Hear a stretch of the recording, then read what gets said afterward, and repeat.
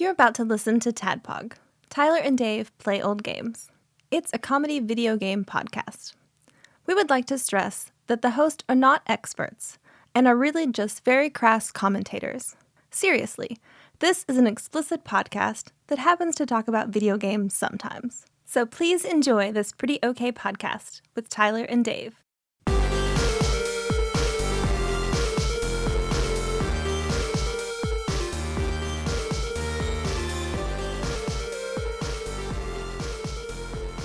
Hello, Internet.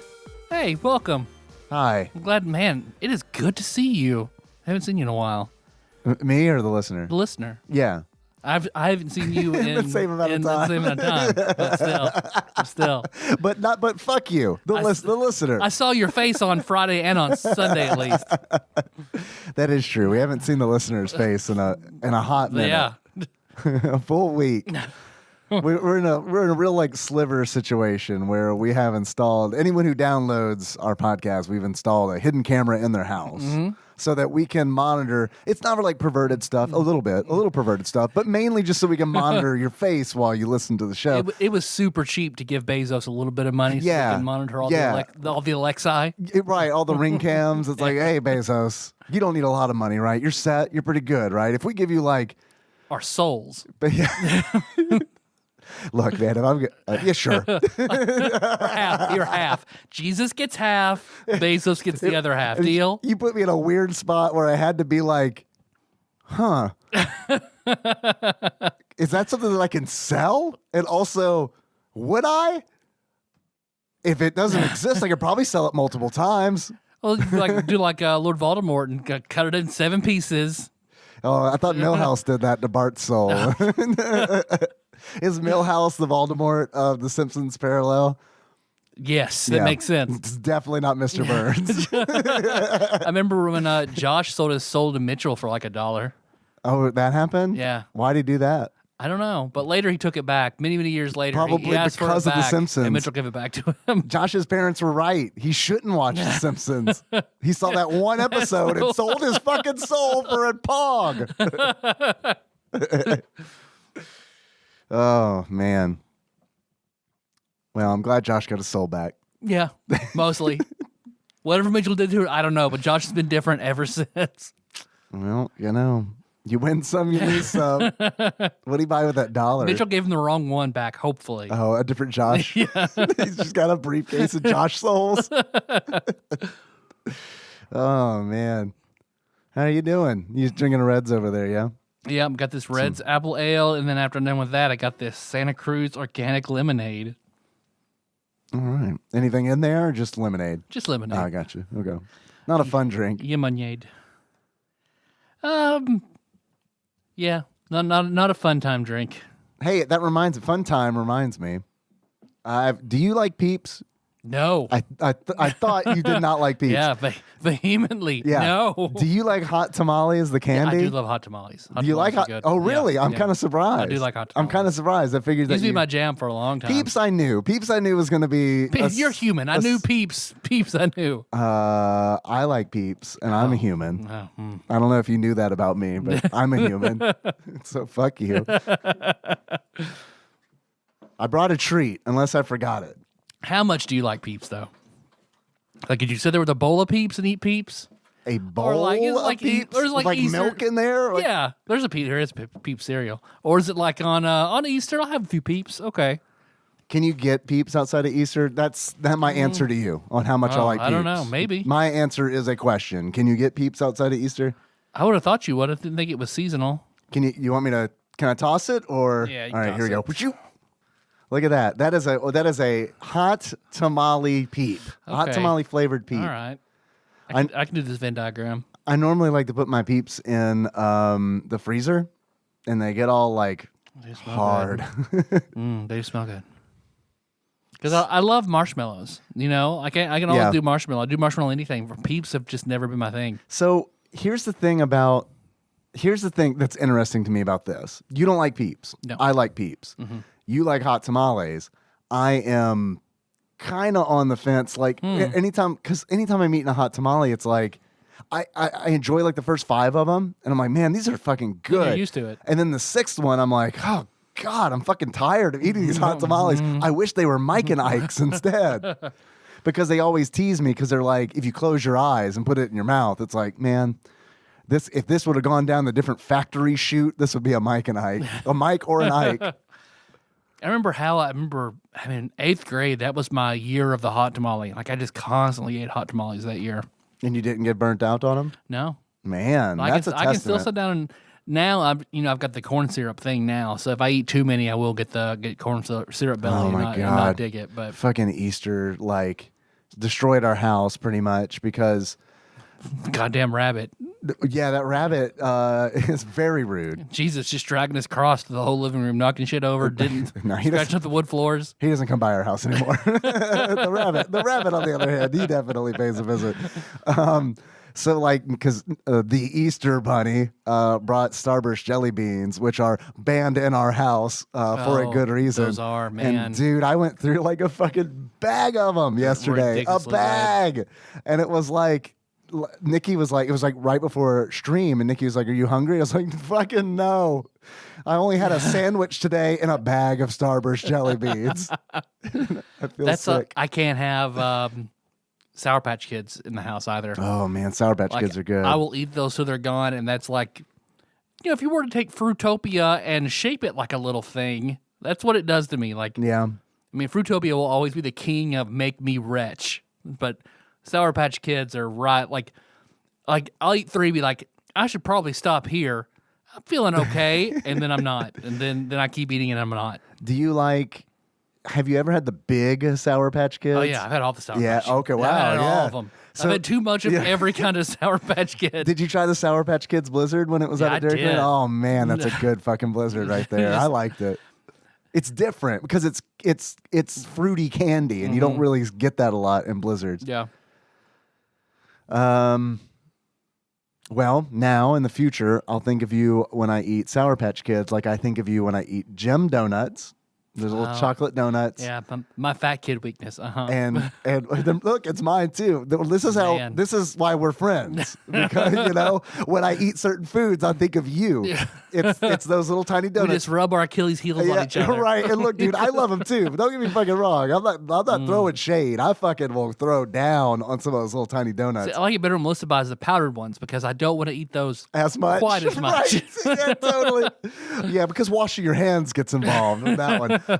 And then barbecue baked Lays. Those are two foods, two snack foods. Yep. Every time I'm eating them, I'm like, man, I wish I was hanging out with Tyler right now. He could probably feel this right now. Yeah, I need Tyler to help me carry this load because I don't know if I could eat this whole bag by myself. I cannot sit and eat a bag of chips of any other kind but barbecue baked Lays. I can't. Cannot do it. I like regular baked Lays too. I'll do those with dip. I love regular baked Lays with French onion dip. Have you had the Ridges ones, the baked Ridges ones? Yeah, I don't like them quite as much. Really? Yeah. Really? I like them. Yeah. But I don't like them quite as much. I gotta get that rigidity because nothing sucks worse than that shit breaking off into the that's dip. what I just put 3 fingers in the dip and pull out the chip fragments. No. I'm like in there with it's like a medical emergency. I'm in there with another chip trying to dig out the first chip and then that one breaks. Me putting my fingers in French onion dip reminds me, and I've told Melissa this. Are you sure you want to say whatever you're about to say? She loves that I used to jerk off to her in middle school. Like I've masturbated to you very, very much. Oh. That was in your wedding vows, I think. Yeah, right? Yeah. I have now and always will masturbate to you. And I used to. In the same little area as the fruit and the dips, there's that caramel apple dip comes in a tub. Oh yeah, I know what you're talking about. Josh used to always have that on hand. Really? And yeah, his house was always full of either Mountain Dew and Surge, that and nacho fixins. Fixins yeah. like Velveeta, salsa, sour cream, jalapeno, tortilla chips. Man. I could always go over to Josh's house at any time and drink 3 Surges and a plate of nachos, no matter what.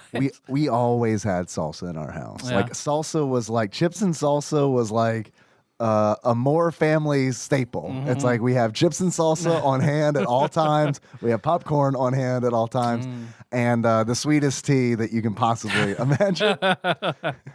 It's worse for you than soda, but much cheaper. So That's fair. That's fair. we were all about value in our house. Diabetes per dollar. Man, DPD's pretty good. Yeah, no, man. DVD is pretty good. But I remember long before it, the first time I watched the 40-year-old Virgin, I laughed very hard when he was talking about feeling a boob like, yeah, it's like a bag of sand. Yeah. Because long before I ever touched a vagina, Oh, right. You were telling a story. I'm sorry. I was like, let me tell you about the snack foods we had in my house. Please stop telling your story for a minute. Also, we had goldfish. And well, I remember breaking off like part of an apple or whatever in the dip. So I remember I put my fingers in the dip to get the apple out, and I was like, I bet this is like, it had to be hot, but I bet this is what fingering a girl would be like. So I would finger the caramel apple dip, pretending or practicing to finger Melissa. Should one day the event ever occur, I'll be ready for it. it paid off. She married you. I was fucking ready for it too. Yeah, it paid off. She married you. Must be for a reason. You were like Michael Jordan out there at 5 a.m. practicing basketball. Just like caramel, yeah. Yeah, Josh Small wakes in the middle of the night and was in the living room just vigorously finger banging the shit out of this caramel apple dip. Tyler, did you lose your apple? Yeah. You ready to try? Can I take this home? You guys might want this. Can I borrow a few? Well, that reminds me of, I remember being in 5th grade, and I remember peeing in the restroom at school, and I remember midstream, I was like, I'm gonna shut the valve off. I'm gonna stop this stream, and I did, and I remember thinking, I bet this is what sex feels like. And I remember asking a kid in the bathroom, I was like, I'm pretty sure this is what sex feels like, right? A kid you knew? Yeah. And they were Or like, a stranger? the janitor.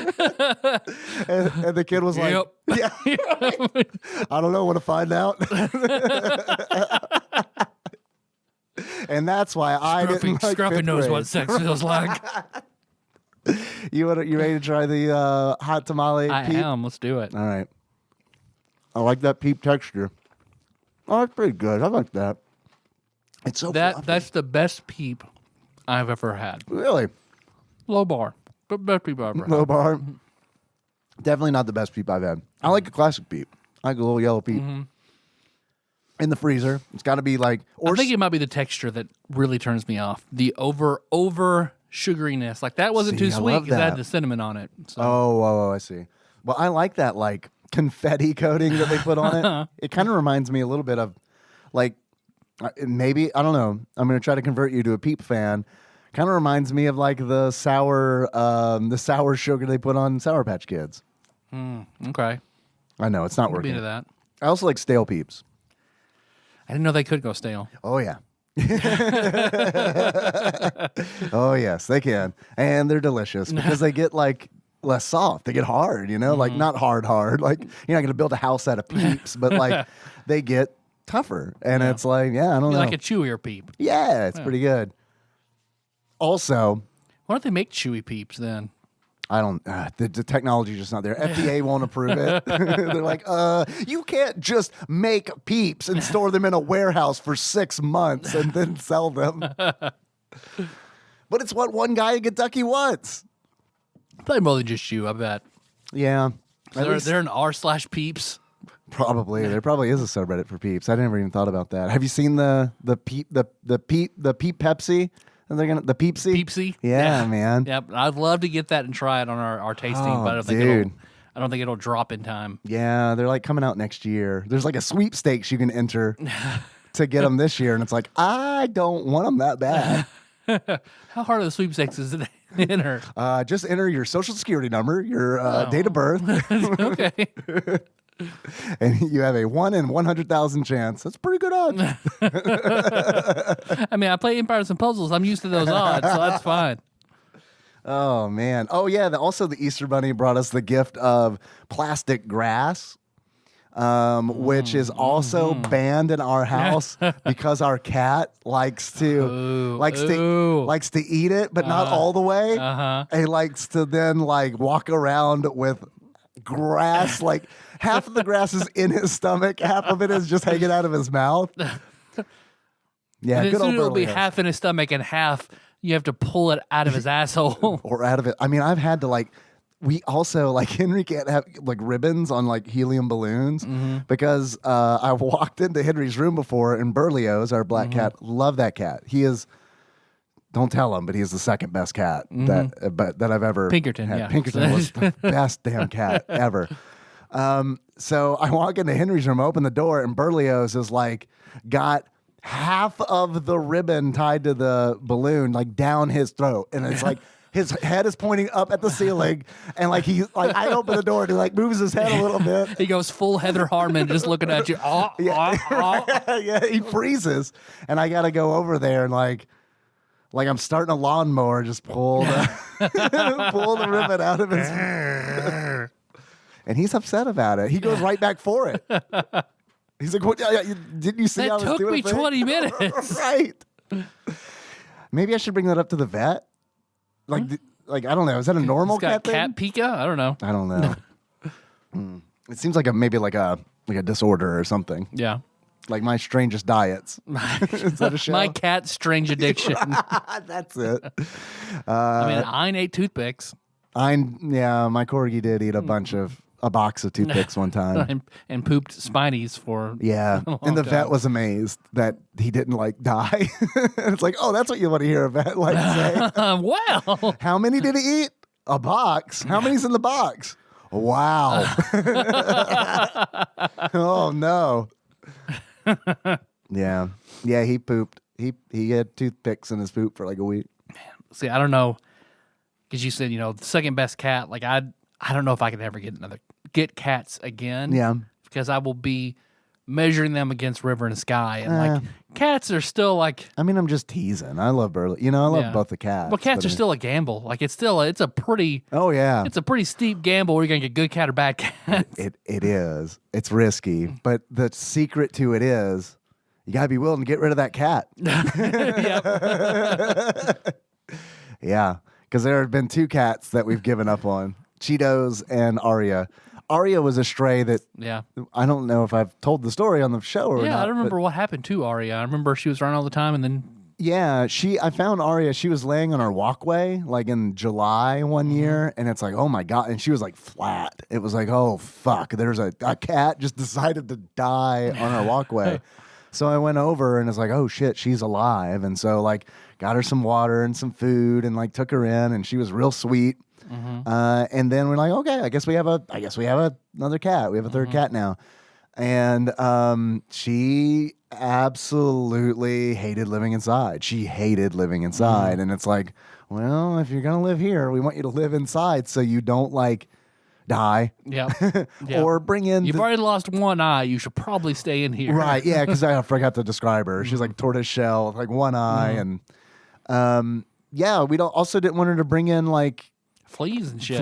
Disease and stuff, and get the other two cats sick. So we just decided to part ways. We got her back to health and was like, okay, you're an outside cat that we take care of. And then apparently she died. I don't know. That's probably what happened. Never saw her again. And it's like I told Nikki, I was like, pretty sure we haven't seen her in a while. She's probably, like all cats that live outside, has died an unceremonious death out there somewhere. But, it's weird because it's like I didn't get attached to her because it's like, even though we like nursed her to health and got her all good to go. She was sweet. She was a sweet cat. She did not get along with the other two cats. She was constantly fighting with them. And so that kind of sucked. But yeah, man, it was just kind of like we'd see her outside and be like, oh, there's our cat. We just kind of like point at her. And then one day, I don't know, she's somewhere. Just gone. Yeah. And Cheetos just ran out one day, and it was just like, oh, well. Yeah, Cheetos was... Cheetos, come back. Oh, damn. Man. Yeah, he ran away.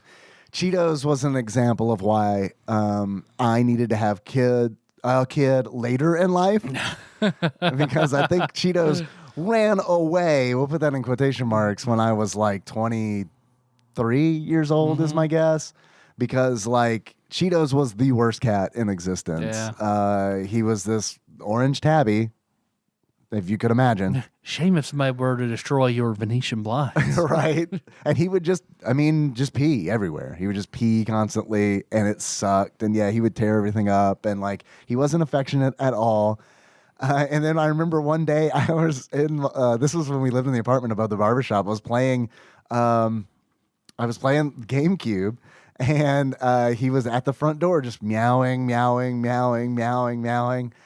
And I just opened the door. This is not a thing he regularly did. Yeah. I just opened the door, and then whoosh, he just ran out. I closed the door behind him. And I was like, Where he wants to be? Yeah. Who am I to tell? yeah. Who am I? I was like, I'm sure he'll come back. No, he never came back. We saw him from time to time, like clear on the other side of town. Like, I mean, that cat was so miserable living there. Man. Yeah. So anyway, sorry. There's pussy out there. Yeah. Let me out. That was what it was all about. Yeah. Because we were like, Nikki and I were living together, both in college, not making a lot of money. And, Cheetos wasn't fixed, and Cheetos wanted to do what boy cats do. Yep. So I just enabled that behavior. Because I had TJ, who was a wonderful cat, who once he hit puberty, he was gone. Short for Taco John. No, my cousin named him TJ for some reason. I just kept it whenever I got him. Super sweet cat. The way he played with Primer was wonderful, but then he's just gone. Man, I forgot about Primer. I met Primer once. I don't think I ever met TJ. Yeah. I mean, TJ was like back at the Dollar House. Oh, that's a while. minute, yeah. That's in the long ago. Long ago. Yeah. And The I'm glad before you met times. Primer, though. Yeah, I like Primer a lot. Primer was cool. Primer was old when I met Primer. But yeah. Primer was like a dog lich. Yeah. Yeah, I remember going over to your house, I think, one time before we went out to the cabin. And this was like a long time ago, because I remember like you grabbing your mom's strawberry cake that she made, which is like a classic cabin dessert. And yeah, I remember, I think that's probably the first time I get to meet our mysterious guest that we have on the show from time to time. I met him and Primer for the first time. Did he offer to make you pimento cheese? No. That's usually his go-to. No, I think hungry? You want a per minute cheese? Per minute cheese. Nah, he was like, I think he was like doing shit, like he just happened to like come in the house and like to yell at you or something. And As he was prone to do when I was younger than 21 years old. If I yell at you, I mean, he didn't yell at you, but he definitely hassled you. Oh, yeah. Like, I remember thinking, man, Tyler ain't making this shit up. No. Like, my dad needed to age. Once my dad hit like 55, it was all good. Cruise control at 55. Yeah. All right.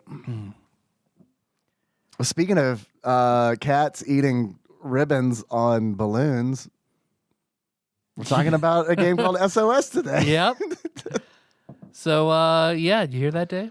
I do hear that. It sounds like the retching of a feline, but like they enjoy it. It's not the kind where you're like, oh God, is something wrong with my cat? It's the kind where it's like, oh, I have to pull something out of my cat's mouth, like a spaghetti Play-Doh factory. I do hear that retching, which of course ushers in a segment that we like to call Dave Reads from Wikipedia. Okay, guys, SOS, 1993 video game. SOS, known in Japan as, I'm going to try my best, Septentrion. Yeah, there's a sequel, right? That's named something like that. I think it's, Septentrion on the PlayStation, which I'm kind of interested in playing, but I've heard it's much Completely worse than this. Yeah. But anyway, SOS is a survival adventure video game developed by Human Entertainment, which of course we remember from Clock Tower. We did an episode on Clock Tower a long time ago. And it was published in 1994 by Vic Tokai for the Super NES.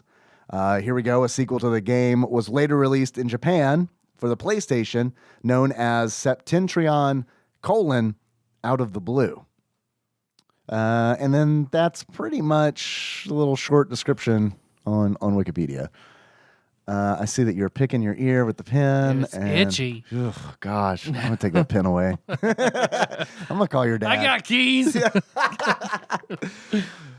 So the other day, is that what you were talking about? Is that how you do your ear with the pen? If it's really itchy, then yeah, I'll get in there with my Like, key. what do you mean get in there? Like, not the canal. Oh, like I'm starting a car. Yeah, just No, you're fucking with me. You don't put it in the canal. I guess I'll show you. No, please don't. Please, God, don't. Give me do $1. that. Please. Donate to patreon.com/tadpog if you'd like to see Tyler clean his ears out with a My key. keys. Because he's going to do it anyway. Stretch goal. I'll use my work keys and my car key. God, don't use the term stretch I'll use that goal. big old-fashioned soulmate key that Melissa gave me. That won't even fit. That'll be like a big stretch goal. A soulmate A key? literal stretch goal. Right. Is that When like we a got married, she skeleton gave key? me the skeleton right. key. That's Yeah, like and the the key to shadow her heart. box. Yeah. I thought, how about one of those like little keychains that you give a small child to entertain themselves with? A Fisher Price, like Yeah. big red, blue, Big and yellow red key. Well, it's Wednesday. Time to use the blue key. And this is how we start our day. You put it in. There we go. Push that in there real tight. Yeah. Oh, God. Ugh. Can't. I can't. Ugh. But this game, SOS. SOS, one terrible title. It's a really Terrible. bad. It's a really bad title. Like I feel like it's so bad it was a big hindrance to it. I can tell you this, that based on the box art and the label on the cartridge, combined with the name, because the art is essentially like a ship at night in a storm. Yep. So you got that, which is all like painterly. It's not like comic book pop art style. It's like it looks like, that's a painting of a ship. Pretty boring. Yeah. Yep. And then a title, SOS. Like that just, when you combine those things together, it screams a game that my great uncle would play. Yep. Yep. I would have seen this on the shelf and never looked twice Never. at it. No, never. Like fucking call it like have a ship being, broken in half and call it the Wrath of Poseidon. Wrath of Poseidon. It'd do much Yeah. better. Now I'm second guessing myself on what the box art was, because in the game there is a cutscene where the ship definitely Yeah, splits. but I think in it's sort of parts. like a big wave hitting the ship or I something think, like yeah, that. I think that's right. Yeah, here we go. Yeah, it's a big wave. It doesn't, and there's lightning. Yeah, so but- you just, yeah. Yeah, it looks pretty boring. It does look super boring. The box art. Because it's roughly based on what, the Poseidon Adventures? The Poseidon Adventure, which is it's a movie based on a book. So once again, we're playing a game that's based on a movie that's based on a book, but they're doing it in a way where it's like, well, we want to take that story, but we don't want to like pay for the rights, so we're gonna change a bunch of things. We do things a little differently here. Right here at Victo Kai. So they like. So that's why I like Wrath of Poseidon. So it's cool, relative enough, but no. SOS. Which there's another Super Nintendo game called SOS. So which looks totally different. Yep. And to me looks really dumb. But Yep. maybe but we'll see when the randomizer chooses it. Yep. That one's called SOS Sink or Swim. And I can tell you what really sucks about the fact that they have very, very similar names. I'm going to go ahead and say, because it's really no surprise to anybody who hung out on stream, I loved this game. Like, this game was so interesting to me that it's just like, oh my God. Like, it's like this game came out in 1994, and it's like it's doing shit in the game that like is way ahead of its time. It's way ahead of its time, and it shows. It does. No, it does show for sure, because like I feel like this game is like It's the Sega of Super Nintendo games where it's doing shit too far ahead of its time, before people are ready for it, before the technology is really ready for it. absolutely. And I will say I love this game, and like, but brilliant concept, I think. Like, I mean, like, Yeah. brilliant concept. Because here's the elevator pitch. I am 100% on board with you. Here's the elevator pitch for the game, for those who aren't familiar. you choose to play as one of 4 characters on an ocean liner that is sinking. You have 1 real-time hour to escape the boat and to rescue as many survivors on the ocean liner as you possibly can. Anytime that you die, like if you fall from like a great height or you are burned by fire, you lose 5 minutes. 5 minutes is shaved off. You kind of like black out. Mode 7. There's mode 7 all up in this game. You black out. It's like if that one segment in Castlevania where like you're on the chandeliers and on that room that turns around you, if that were a whole ship-based game. Whole game. Yeah, that's also Prince of Persia because like this game is like so like Prince of Persia. And the people reminded me of Sword and Sorcery. Oh, okay. Yeah, like the NPCs and like the sprites and all that. Yeah, I hadn't even thought about that. That is a good point. I just like I mean, more detailed than Sword and Sorcery, but reminiscent. From our Prince of Persia episode that I really liked Prince of Persia. Like I was impressed with like how good Prince of Persia was on Super Nintendo. And like this game is like kind of like it. I mean, the platforming's very similar to Prince of Persia, where you like jump on platforms and like pull yourself up. But what happens? It is my least favorite kind of game, right? In this sense of the cinematic platform, right? And because of that, like I kind of came into this very curious about how you felt about the game because I know that you do not like games like this. No.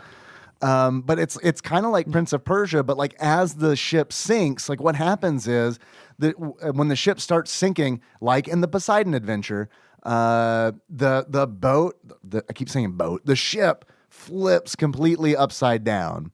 So, the floor is now ceiling, chandeliers are now on the floor, and you're trying to make your way up. Old women falling backwards Oh, through yeah. doors. Oh, God. So much like it's chaos. And it's like they do a really good job of like capturing what goes on in the Poseidon adventure because I had never seen it before.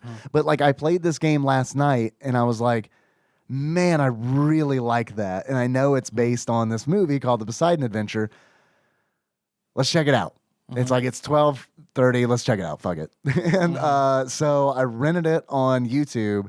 That's a really good movie. Oh, okay. At least there's a remake apparently that came out in 2006. I didn't watch that one, but like I guess I heard Kurt Russell's in that, so it's so it's good. So it's got to be in. At least he's in it, you know. But the 72 version was like, man, like it was good, and it was enhanced because like they really like Human Entertainment like really took stuff from the movie, and it's like there are lines in the movie that are in the game, and it's like I wouldn't have picked up on that if I hadn't played it and then immediately watched the movie. But like there are lines in there where it's like I didn't know playing the game what a purser was because you meet a purser. And he says something in the game, and it's like, okay.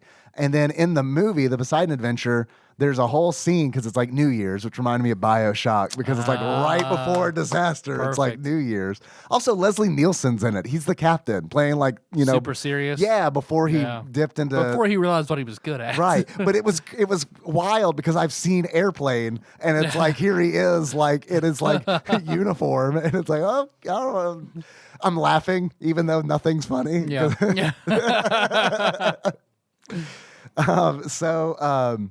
Yeah, I mean, and like the whole like, I mean, there like even the boat itself, like there are rooms in the boat, chambers in the boat that are ripped out of the movie. So it's I don't see how they didn't get sued. Maybe it's because 1994. I don't know. By then the movie was 22 years old. Maybe Richard Dreyfuss didn't care that much. Probably. I don't know. But yeah, he was too busy feuding with Bill Murray. So. Oh yeah, totally, absolutely. Him and Chevy Chase, I guess. I feel like I started about 10 points and completed none of them in that. So I hope everybody enjoyed that. Because the concept of this game, wonderful. Even the appearance of the game, I'm on board for its time. Cool. Watching you play the game, great, had a good time. Me playing the game, fuck no. Really? Fuck no. What was it? It's the controls? Yeah. Yeah. Controls, the platforming, the AI for the people you have to save if you don't want a shitty ending. That is the biggest. And let's be honest, like I didn't even get the shitty ending. I never got off the ship. But to me, that was kind of part of the fun because it's like I didn't get out of a few rooms where I was like, no. Oh, nope. yeah. I watched Dave No. through this. This is not my bag. and I kind of figured that was going to be the case because I like playing the game. I was like, there's no way Tyler's going to enjoy this. No way. Because it like I can appreciate it. I can appreciate the shit out of it, but Yeah. it is not fun for me. oh man, it's so good, dude. But I liked watching you play it. I love this game. Yeah. Like seriously, I love. Like I played it. I played it on Saturday night because when I'm reading about it, I was like, ooh, this looks like it's gonna be like tough. Yeah. And it is. It's a challenging game. So I started playing it on Saturday to kind of get my sea legs, as it were. And I just kept playing. So I played it for like 3 hours and I was like, well, I'm tired. I got to go to bed. And then the next day it was just like, man, I can't wait to stream, play SOS again. And then I got to do it, pretty good. played it for 3 hours. And now I want to do it. I don't want to finish it. I want to play it more on Friday and finish the game. What, they're like every character has several different Like endings. 4 or 5 endings for each character, and there are 4 characters. I mean, that's huge. You've got This game, like somebody said on stream, I think what Zeus said, it's got so many endings. Better than Chrono Trigger. it is, yeah, technically better than Chrono Trigger. Put that on the back of the box. Which I did just order. You know those monster posters of Final Fantasy and Castlevania? I bought the Chrono Trigger one yesterday. Oh, nice. She just released those, so Oh, you talking about buying those posters? Which those are fantastic posters. Pixel Star 07 on Etsy. You talking about buying things reminded me of the first point that I started a long time ago on this wonderful professional podcast that we do. The reason that I hate that this game is named SOS and that there's another game named SOS is because I can pull it all back because I love this game. I really want to buy this game. Like I really like this is just I bet it's this has been like up the list, and it's like I really want to buy this game. it's a hard one. We'll get to that. Yeah. I got a whole But segment. there's no way it's not it's a rough boy. I got a whole segment going for you. But here's what sucks about it: you go to eBay and you're like SOS, SNES, and then like Sink or swim. all of the results are like, yep, sink or swim, and it's like, oh god, this is just gonna be. Who knows? I'm just gonna have to deal with this until I can finally. Can we get find SOS? It. We have SOS at home. Yeah, right. SOS at home. Sink or swim. Yeah. Audio memes. Yeah, I love it, man. We're bringing them back. God, but yeah, this is like it. It's been a long time. It has been a long time since we've played a randomly selected game where it has like clicked with me on like a primal level, and that like it. You're right. It definitely has its problems, but it takes Prince of Persia, which I already like. And I know we don't like escort missions. I know, but the escort missions remind me so much of Dead Rising on the 360, which is another game that I love. Yeah, you love. I watched you mow down zombies for hours to unlock the Arthur shorts on Dead Rising. So it like marries those. It marries those two things together, kinda. And you throw that mode 7, that angle to it, because it's like the ship is constantly moving, and when it moves, the whole screen will shift. It'll like rotate either clockwise or counterclockwise, 45 degrees at a time. And then the ship breaks apart and then water starts flooding up. So now you're like not only racing the clock, but you also need to not drown, because you can definitely drown in this game. So somebody mentioned it, and then I love it. The more I think about it, I should do for the Patreon do a one-shot Call of Cthulhu SOS, to where you're on a ship across the Atlantic, you cross the Point Meridian, and this shit happens. So then you're trying to get out, get off, and you're dealing with all the Call of Cthulhu and people on the ship who are cultists. I love that. But after watching the Poseidon Adventure, I don't even know that it needs to be like Cthulhu myth. Like I feel like this could be like a gripping fucking drama. Just an adventure on its own. Yeah, I mean, because it is like. We've seen Titanic. We know what happens. Right. And hey, interesting to note, this game came out 2 years before Titanic. So it's like, it's easy to like see this game and be like, well, they were cashing in on the huge success of Titanic, the Titanic success of Titanic. But like, James Cameron was cashing out on this. That's right. Which was cashing out on the Poseidon Adventure. Right. Which was cashing out on the book. Which was cashing out on Greek mythology's Poseidon. Yeah, the Odyssey. There you go. Oh man, so like you can play as, you mentioned like the different endings. So like there are 4 to 5 different endings for each character. There are 4 characters. You can play as Caprice. I think he's a counselor. Caprice, and like supposed to be a priest, but instead of America, no nothing religious. Right. No, he's a counselor. No, he's a good friend. Which makes sense because Richard Dreyfuss played a reverend in the Poseidon Adventure. So, like each of these characters has their own like storyline. Like Caprice, his whole deal is he's on the ship with his sister, and his sister can't really take care of herself. And every character before the disaster happens, every character gets this like little vignette of like pre-catastrophe where you kind of get a little bit of their backstory. The whole game is very like theatrical. Like when you're playing the game, it's not in a 4:3 aspect ratio. It's it's widescreen. So it's like when the game starts, movie credits essentially, like it says a film by and then a Japanese name. I'm sorry, I didn't memorize the Japanese name, but they're really presenting this as this is like a cinematic experience, which ties into that cinematic platforming. But like, yeah, Caprice has this sister, and she can't take care of herself, and he's like essentially sick of it, and like he's griping about it. And then disaster strikes, and it's like, oh shit, I have to go save my sister.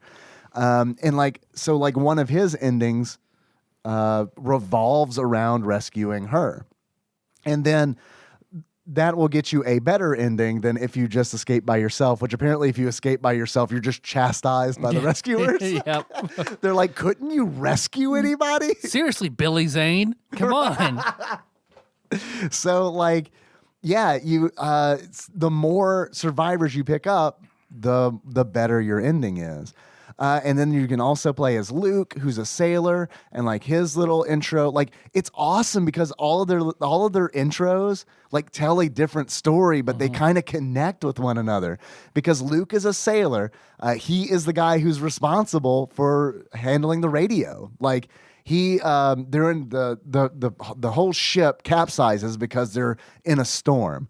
And so like Luke's story is like he goes up to talk to the captain to be like, we got to send out an SOS. And the captain's like, yeah, you're right. It's our responsibility to do that. And then you've got the owner of the ship who's like, no, I own this ship. You do what I say.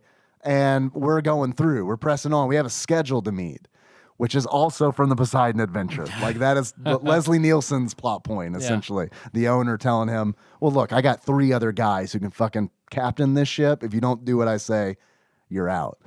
So Luke's job is to send out this SOS, and then he goes down to send it out, and then it's too late. And because of that, like you kind of see why this situation is as bad as it is. It's really neat how they handle it. I feel like after you playing this game, I can sell you even more on 9 hours, 9 persons, 9 doors, since that game is you're in a ship that has been wrecked, pulled up and restored, and then fucking Riddlerize all the rooms in it. That's kind of where you lose me, honestly, because like this game definitely. But you're still trying to get off the boat and save as many people as you can. I do want to play 999, but there are a few things about it that are turnoffs to me. I don't really like that kind of gameplay, and also I'm on board really until like we get to the Riddler eyes, like you know what I mean? Like, because like for all things considered, like earlier I was like, yeah, this is kind of like a great uncle game. It still kind of is because it is very like it's outlandish, but it's also like set in reality very much, you know, like it's 1920s kind of deal. And it's like, yeah, I mean, the fucking Titanic happened. Like this shit has happened. So it's like, that's part of it. It feels very, this honestly might be one of the most like realistic feeling Super Nintendo games that I've played. And like a lot of cinematic platformers I also don't like. Like, I mean, I thought Out of This World, and this is like sacrilege for some people, but like I thought Out of This World was pretty good.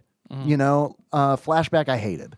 And it's like, but both of those games, like the big cinematic platformers on the system, are very fantastical. Like they're very outlandish. They deal with aliens. I like Prince of Persia more than both those. Oh, I love Prince of Persia. Yeah, I agree Why with you. those were on it, Prince of Persia wasn't? I agree. I think Prince of Persia is way better than Out of This World and Flashback. I think the real reason Prince of Persia wasn't on IGN's top 100 is because it's Prince of Persia. Yeah. And it was out on a bunch of other things as well. I have a feeling that might have something to do with it. But this is like, I don't know, man. This fucking jived with me because it also feels like a roguelike because it's like you got an hour. Do what you can do in an hour. And if you don't survive, just start it over. You just start over and you got another fresh hour to give it another go. Yeah. And like all the characters, there's also there's Redwin, who is a lawyer, and it's like his whole story is like he's a gambling addict. And he's on the ship with his children, and like he gets separated from his family. And then there's also a medical doctor who, amazingly enough, I never played as. So I honestly don't know his story. But like I'm excited to like to play his story and see his intro and see how it ties in, because it's like Luke the sailor. The guy who is running the radio with him is an NPC you run into later with other characters. Oh. And they stay really consistent with like the names of people and stuff too. So that's really neat. It does a lot wrong though. It's not perfect. It's too ambitious for the time. It is, and it needs PS1 probably would have been the era to bring this on. The earliest you could have brought something like this in. I don't know. I think they could have done it on the Super Nintendo just if they would have fixed a few things. Like, I don't know. I don't know enough about coding, but like if they could get the AI of the NPCs that you escort down, then man, this would be a fucking blast. Like, because the AI is really bad. Very bad. Yeah, it's very bad. You call like survivors by pressing L and R, and it's kind of like you set an arrow down where it's like, you come here. And a lot of times the NPC will take a route that's what I'd like to do with my NPCs as well. You put that arrow down. You come here. Right here. But see, and this is where it reminds me of Dead Rising, because I remember playing Dead Rising 1 and being like, hey, come on. And it's like 360 era. It has to be a coding thing, because it's like you're escorting these people and they're just like, oh, you want me to run into the zombies? Okay, you're calling me. All right, run into the zombies, right? Okay. They do that in SOS as well, where it's like, hey, come here. And they're like, jump down this shaft. Okay. I remember trying after you give Dead Rising all of the praise and watching you play it and said you're good at it. It was like, okay, this looks pretty fun. I got it and I sat down and I tried it. It was like, I want to try to save as many people as I can. I probably can't save everybody, but I'm going to use a guide from the get-go. Yeah. Because I can't see myself playing through it a lot. I don't know that I think it is possible to save everybody, but you got to be like, there's like, well, as soon as I started, it was just like the screen fills with has died, dead, has died. And I'm like, people I could clearly save. I'm trying to get them out of the way. And it's just like, nope, running into zombies, running everywhere, running like. Yeah. I was like, oh, nope. Okay. Nope. I get that. But like, see, the way that I did it was when I had so much time when that game came out, so much time, I just played it the first time, trying to do my best, but not like really sweating it. And this kind of like, man, this is going to get deep. because this kind of ties back to a conversation that you and I have had about the Fallout series many times, where it's like, I like to play a game where you cannot do it perfectly. Yeah. Because I think that is very interesting, because I feel like, and it kind of ties back to SOS being a cinematic platformer that's grounded in reality. Like, I like that feeling. It's like when we play D&D with the non-resurrection rule. It's like things fucking matter here. There has to be a consequence. And I like that. I like that feeling. I like games that give me that feeling where it's like, if I make a mistake, there are going to be consequences for that. And I feel like Dead Rising is that kind of game, and SOS is that kind of game, because it's like you have two options when you mess up in one of those games. You reset and start from the beginning, or you just press on and learn as you go, and then play the game over and over and over again until you've got it down pat. So it's just so rare that I can replay a game and enjoy it. Like, Fallout's one of those. I generally have to give it a good amount of time. Like, as much as I loved Dragon Age 2, I fucking loved Dragon Age 2. Yes, I absolutely adored it. And once I beat it, I was like, man, I want to play that again, but I want to do this as an evil mage and see what the other side looks like. Right. I played an hour and quit and never looked back. That game never has even been booted up again. Yeah. And I feel bad about it because there's a part of me that is still curious, but it kind of digs at me, and I'm never going to do it again. No, I mean, look, you just do what you want, right? I mean, like, it's all priorities. Yeah. But I know what you're talking about. And what's interesting to me is that was me with Dragon Age Origins. Like that, like, which I loved Origins too. Oh my God. And I played through every single character that I could play through the Origin. I played through all the Origins for the achievements, That's, but there are achievements, but I just thought it was like good writing too, you know? Like, that was such a good game. Like, what if I'm a dick? What if I just keep saying no? Oh, conscripted. Okay. Right. Well, now I know. Now I know. Right. Yeah. Right. I mean, yeah, there's definitely railroading in it because it's a video game.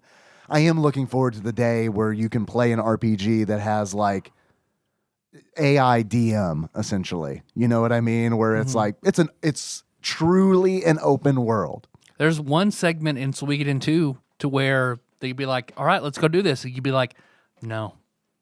What? You're done? They roll credits. Yeah. What are you going to do? Go to a cabin and live with my sister. I'm done with all this. Are you sure? Yep. Roll credits. It shows a hero and his sister in a cabin. It just says Finn. That's it. Is that how they speedrun it? Like, that has to be a speedrun category. Probably, yeah. That has to be. Speedrun to retirement. Yeah, cabin percent. Oh, man. But yeah, like, there are, we got here because we were talking about the AI in the game. Something else that they really need to do is and for SOS, or what they should have done. I don't think they're going to work on it anymore. Although I wish they would. It'd be nice. Human Entertainment, you went bankrupt in 2000, but I mean, if you could come back and redo this game. It's been 21 years now. Come on. Oh my God. Come on, man. I didn't even look for like a patch. Like, someone might have, probably not, but someone might have made a patch for this game. Could have. You're right. Can someone do that? I'll pay you. I will. $10. We'll talk about it. DM me. We'll talk about it. Put it on a payment plan. Look, a lot of people make those patches for free. So if they make $10, and that's I could do better than 10. I'll do better for 10. But like, another thing that I wish it had was, as good as those little intros, those vignettes, those opening stories are, the dialogue in the game's really bad. They really needed to they really needed to give it another translation, or get Ted Woosley on that shit or something. Because it's like, a lot of them are like dramatic situations that fall flat because the writing, the translation's not good. Like, and the dramatic situations where it's like, I mean, you'll run across a survivor and her husband is dead, and you have to convince her, no, you got to come with me. He's dead, which is also a thing that happens in the Poseidon Adventure, except it's a brother, not a husband. Yeah. And it's like, you got to convince this woman to come with you. But I mean, the conversation is so like disjointed and not translated well that it breaks that But he immersion. is dead. I want to be dead now. Right. Right. And it's like, it scrolls. He cannot become not dead. Come with me. It's right. Okay. It's so yes. It's like Oregon Trail language. Jump in this hole. Okay. Right. But like there is Your husband said we could hook up beyond the grave. They don't say that. That's implied though. But like there is also, it would be nice if, because here's how the dialogue works. There is one button to control dialogue, and your option is use that button or do not use that button. And that becomes very important very late in the game when you have survivors and you're entering the boiler room. There is a crew member outside who's like, no, it's dangerous in there. Don't go that way. It's dangerous in there. I can't let you go. If you continue the conversation with the man who is talking to you, telling you can't go, you don't go in. You don't go in. What you have to do is not press the button. You have to ignore him, which is so fucking stupid. You need a yes or no. Like, what are you doing? You're so close to building the perfect game. What are you doing? Yep. So they really needed to work. Like this game would be so much better if it had like a true, like, even if it's like Final Fantasy IV style dialogue where it's like, yes, no, just give me something like to interact with, as opposed to just pressing a single button. Cause you got an hour. So I'm constantly just like, why? Or Fallout 4, yes, no, persuade, quit. Right. Shoot. Fallout, Paragon Renegade. Oh, but that's also another thing. It's like, there's no combat in this game. None. And which is interesting. That's an interesting choice, because like even in Prince of Persia, there's sword fighting. There's nothing. There's no punching, kicking, shooting, stabbing in this game. It's all platforming, or trying to navigate through a very difficult conversation. I'm so sorry that I've dominated this. No, of course you would. You like this way more than I did. So sorry, but like this game is like we're doing this episode like we did this game. I'm in spectator mode and you're doing it all. This game is so, despite its flaws, man, it's like I feel like it's one of those games where it's like if you recognize those flaws and decide to deal with those flaws, which I know sounds stupid. It sounds like an abusive relationship. But like but the flaws aren't No, it loves me. When it's just me playing the game, it's different. It's different. You don't get it. You don't hear what it says to me when you're not around. Sure, when I'm around, it says that I suck at video games. But when it's just me and it, it's like, no, you're okay. It's totally different. You're not the worst. But I honestly like, besides those flaws, and I do not think that those are glaring flaws. If you are concerned about getting a perfect game, then yes, the AI is a deal breaker, because it's not going to happen. Stop trying to make the perfect game happen. It's not going to happen. And even like, okay, so when I was playing, I had some NPCs die spectacularly. And truly, those were on me, because like I was telling two of them were on me. Most of them were on me, because I was telling them I'm wanting them to hurry up, so I'm having them try to perform really like dangerous platforming with like horrible consequences. Like there's one situation where the boat has turned like essentially 90 degrees, so that all like the hallways are now vertical shafts. And I'm trying to call this lady over whose husband just died. And I'm like, come on, it's fine, it's fine. And she jumps, she lands on a door, the door opens, and then she falls down a hallway and dies. And then meanwhile, that door looks very sturdy. I'm sure it's locked. Well, usually they don't. There's a button in this game to open doors. So I figured it's going to be safe. No, it was not. It was not safe at all. And then there was another time, which was not my fault, but is like, I mean, it really, truly it was, because you kind of get a warning that the boat's going to shift because it starts to rumble. And it's like rule number 2, when boat rumbles, find a place where you're not going to be thrown down a shaft if it decides to rotate a certain direction. And instead of heeding that warning, I was like halfway through like platforming with an old lady. I was like, well, fuck it. Let's just go. That was a mistake because the boat rotated and she just goes, ah! It falls like from the top of where we were climbing down through another door and then just disappears into nothing. And she says on her way down, what did I do to deserve this? Did you ever figure out? Because I remember you were getting, it was almost like a David Cross answer a telephone moment where you're running in this room and it's like, I thought I just called you, or someone kept saying. Richard got stuck in a door. Oh, okay. So there are two different stories here. Okay. I know. There's one where it's like, this is an example of how the AI is really bad. I met a guy named Richard. Richard's like a waiter from the Poseidon Adventure. He's not named Richard in the movie, but that is like definitely the character that it is. And Richard's like, But you're just a waiter. Right. Oh, sorry. That was rude of me. So yeah, you get Richard and Richard's like, okay, cool. And we leave the room, or so I think. I leave the room. The screen transitions. Richard's not there. This happens sometimes. It takes the NPCs like a few seconds to like appear. Sure is taking Richard a long time. All right, I guess I'll go back in there. Richard is like glitching in the door, like rapid, like a hummingbird, moving rapidly back and forth. So I play the game of, all right, get 2 steps in front of Richard. Over here. All right, he's still stuck. Okay, get behind Richard. Over here. Fuck, he's still stuck. All right, try to like shuffle. Over here. Fuck, all right, Richard, you're on your own.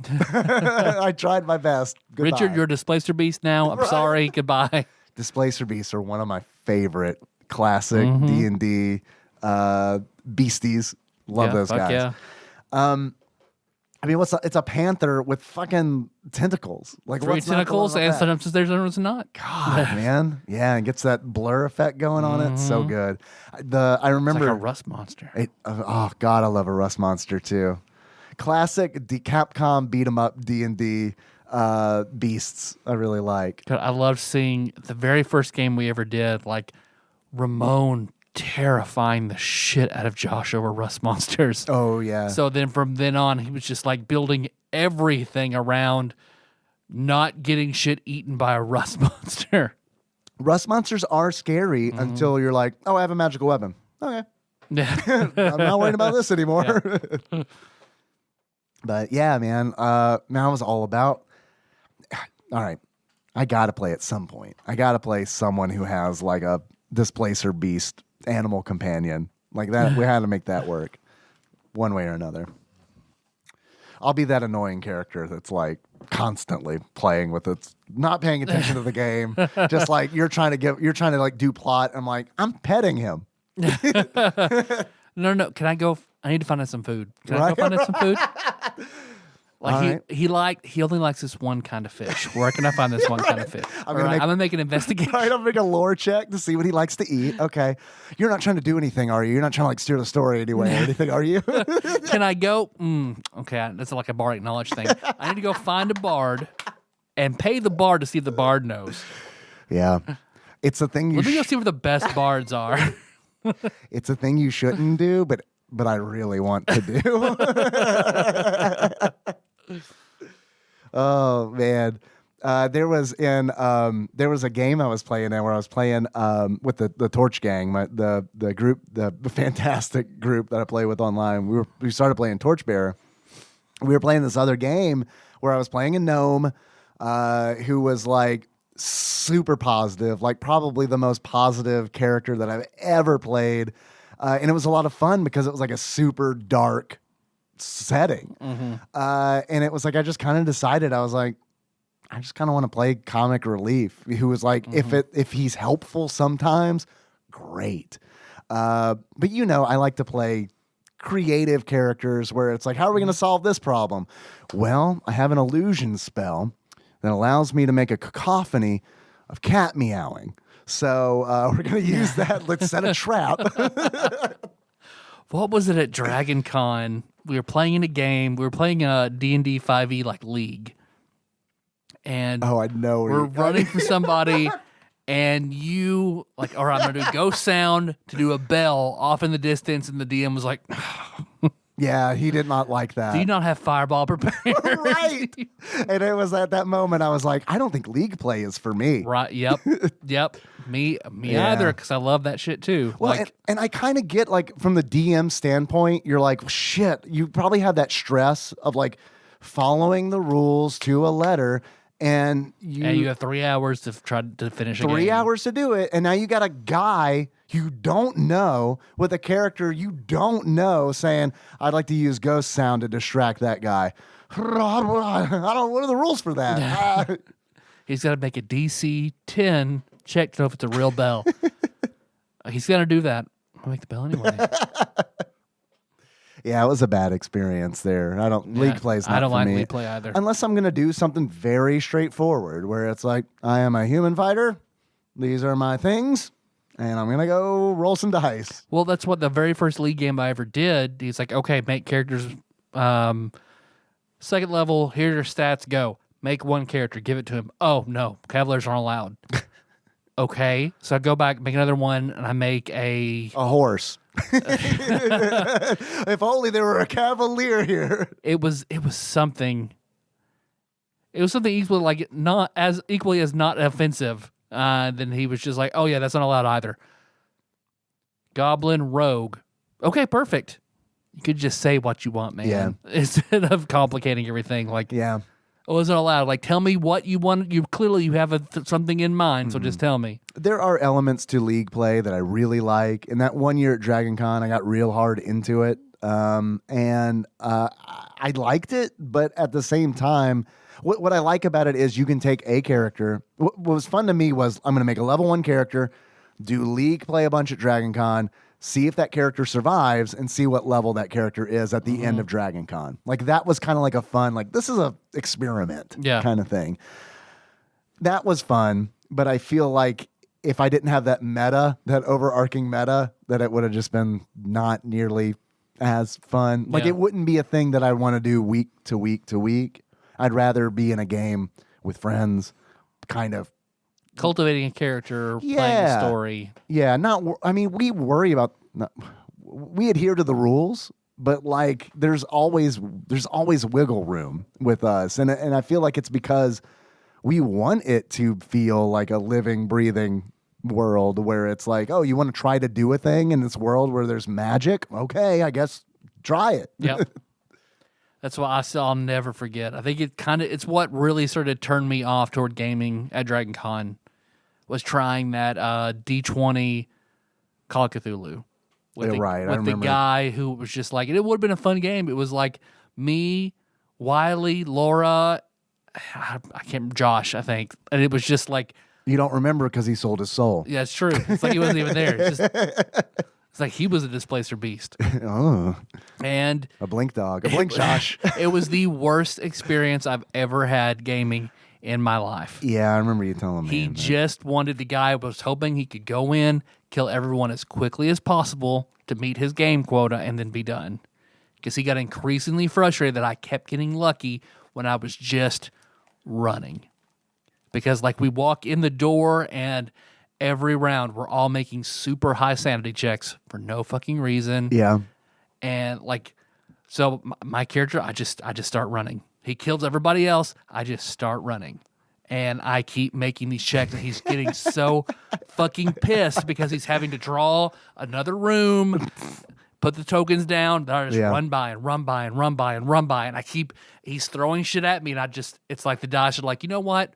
We understand, Tyler. Fuck this guy. Until eventually I Shawshank my way out of like this butchery, like this butcher place where a pig man is trying to grab me. Then once I make it out, he's like, okay, fine, you get away. That's it. All right, bye. Like, how long into the session was that? 20 minutes. Awful. Yeah. You know how I feel about Call of Cthulhu has to be running the Chaosium system. Yep. Like D20 is all about combat. Like, why are you gonna make a Call of Cthulhu? Why are you gonna shoehorn Call of Cthulhu into a system that's all about combat? You're Yep. not supposed to fight these things. Yep. You're supposed to do exactly what you did. Run. Yep. And he was telling us, like, the only people who've ever beaten this mod are they just, as soon as we started, they just started throwing dynamite at the house and burned it down. I was like, oh, well, that sounds wonderful. That person was Jesus. He's like, yeah. He started telling us all these weird details, like, yeah, this necklace is for my first girlfriend. She died, and these are her ashes. These are her teeth. Is this part of Call of Cthulhu, or like you trying to scare us? This is a game prop. I need everybody to kiss this necklace and swear their fealty to the big Lord.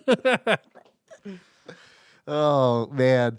Yeah, and I've also learned that, honestly, I've read a lot of Call of Cthulhu adventures, and I've played in a couple. You know, it's not for me.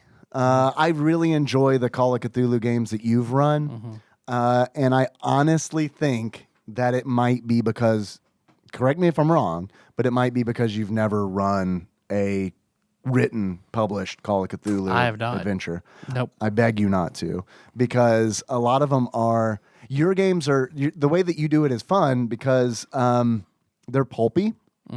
And I mean that in a good way. I mean, they're fun to play. They're like, it's almost like a Call of Cthulhu graphic novel is how you run it. And I love that. But I think what a lot of Call of Cthulhu players like is they really like Lovecraft's writing, and they want to play in a style indicative of that style of literature, which is boring. Where it's like, yeah, you don't matter. Nothing matters. Well, even that's okay, because I believe all of that.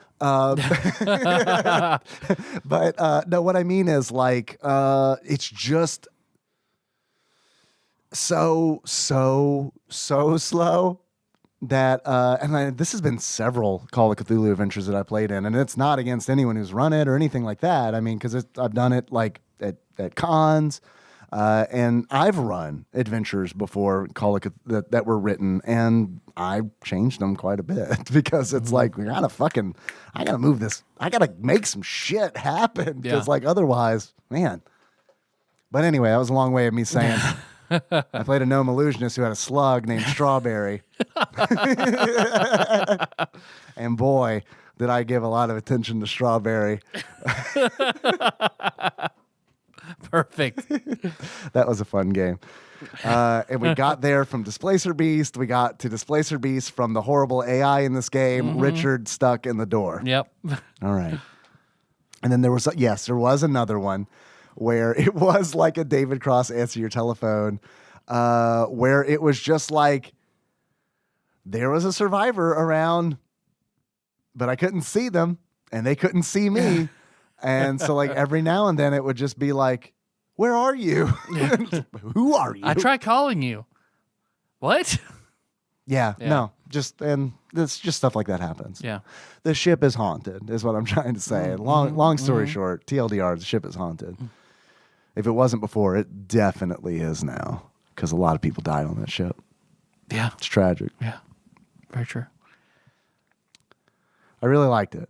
I'm trying to think of other things to say about it. Is it on your top 100? It is. IGN? Oh, yeah. Like if I were in several more years when we sit down and make TADPOG's top 100. Top 100 or a complete Super Nintendo ranking. You got to get those bottom 100 too. That is, well, how about we do a top 100, bottom 100? Bottom 100? Okay. Because there are some of these games I'm just not going to remember. And like the middle, the mediocrity. That's the one you don't remember. Right. And I don't care to remember. Yep. You know what I mean? Yes, I would absolutely put this in my personal top 100 Super Nintendo games, because it's such a good concept, and I'm more likely to be sold on a good concept than I am gameplay. And I think the platforming is, That's why you were roommates with Brandon. It sounds pretty good to be roommates with Brandon. It wasn't bad, honestly. It wasn't bad. I'm just playing around with Brandon. Mostly. I really enjoyed, like, Brandon was the most fun roommate that I've ever had in my life. That includes Nikki. And we have sex. It does include Nikki, and we have had sex. I mean, sex is fun. Sex is good, but if you live with But Brandon, if you live with Brandon, yeah, sex is great, but you haven't lived until you've watched Dirty Work with Brandon 4 times in one day. Oh, Jesus. Yeah. Would you put this in TADPOG's top 100 Super Nintendo games? SOS? I'd say, I mean, I'm with you in like the proof of concept is wonderful. It's got those glaring flaws, so I would say it's close. It's close. I don't know for certain. I don't know for certain, but it's Shirtin.tadpog.com. close. You like to order a shirtin. I still love the Shirtin mask. I saw the shit posting group for the Good Place shirt posting because she anytime she tries to say shit, she's in heaven, so it comes out shirt. Yeah, that's great. Yeah, Nikki, it's a good way to be in prime time and get away with it. Nikki really liked that. I've heard really good things about it. Good Place is so good. It was one that she started without me, and when she was watching it one time, I was like, "Oh, is this the Good Place?" She's like, "Yeah." I was like, "Is it good? Are you liking it?" I've heard it's good. She's like, "Yeah, I like it." I was like, "All right, cool," and then I left. Yeah, Good Place is fantastic. Yeah, I've heard it's really good. I still haven't seen the last season, but are you saving it or? I just need to find time to download it and watch it. Might I recommend the Poseidon Adventure? It is pretty good. Yeah, it's a pretty good movie. Scored by John Williams. Okay, yeah, I like that. Which is funny because there was a point in the movie where I was like, I think they're ripping off Star Wars with this music. And then the credits at the end, I was like, oh. There are, and speaking of music, there are like 3 tracks in this game, but I think they're really good. I think the music in this game is really, really good. And it's cinematic, but it's also memorable. I think this is funny. This is just a side note because when this game was released in Japan, they made some changes to this game when it came to North America, as Nintendo of America tended to do, especially in the 90s. Nintendo to do. Man, I fucking God damn it, I love you so much. There is a bar in the game that you cannot access in the North American version because they just lock the door. The door is just locked. You can't go in there. Fucking North America. Swear to God. And also, this is my favorite bit of trivia about the differences between the Japanese version and the North American version.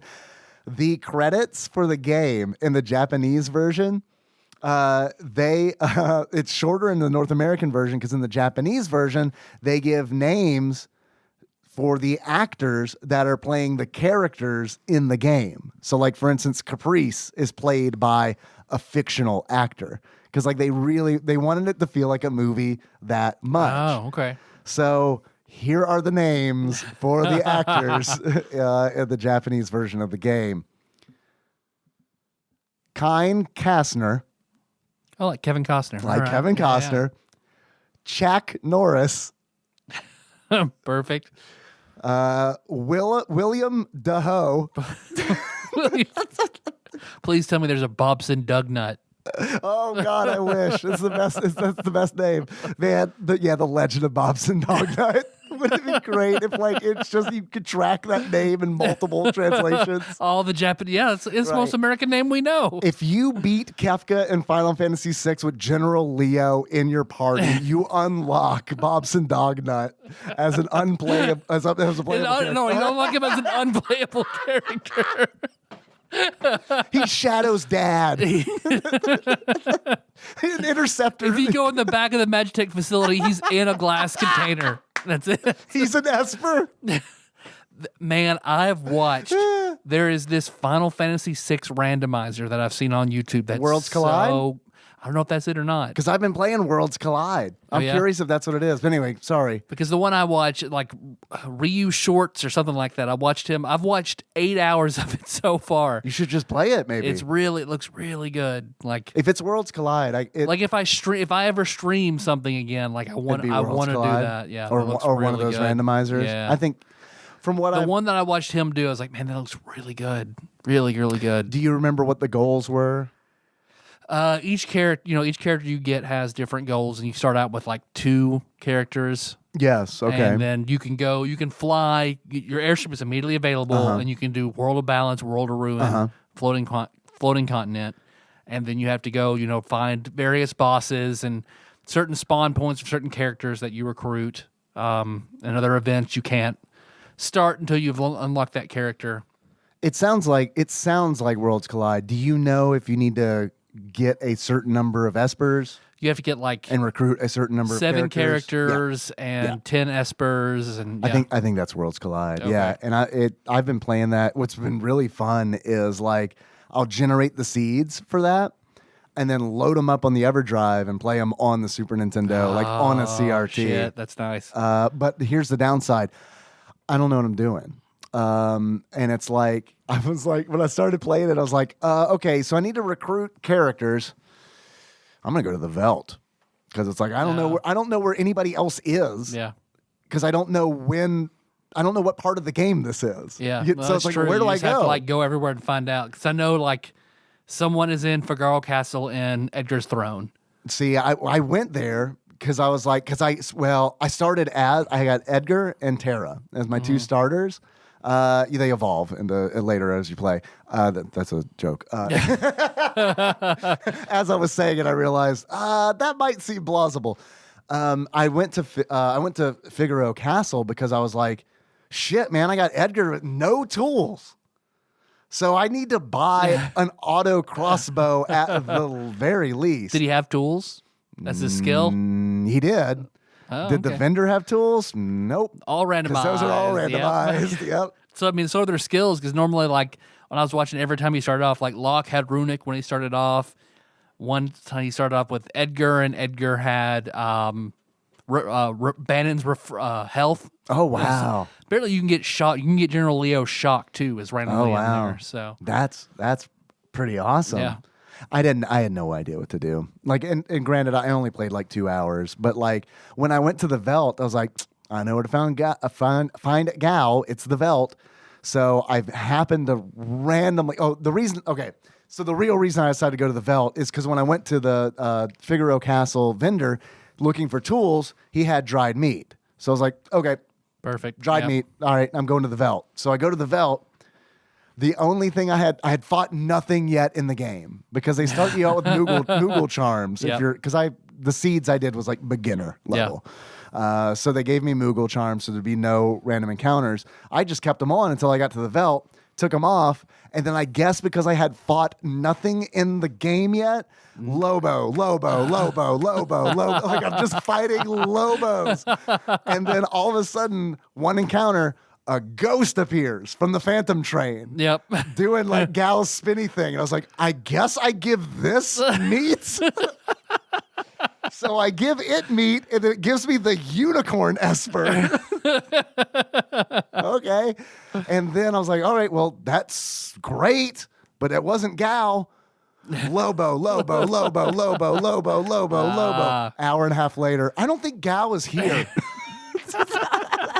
Also, enemies don't give me experience on the Velt, so I've wasted an hour and a half. Oh my god! I think where you can pay Shadow in Cohillington, there's a character there. Okay. Where else do I remember? Because there were some characters he never got. I think you get a character in the Zone Eater where Go-Go should be. Okay. I feel like one's there. Well, dude, man, God. I was also like, it seems awesome that they open the world up immediately when you're level 1, but also don't go to Zozo when you're level 1.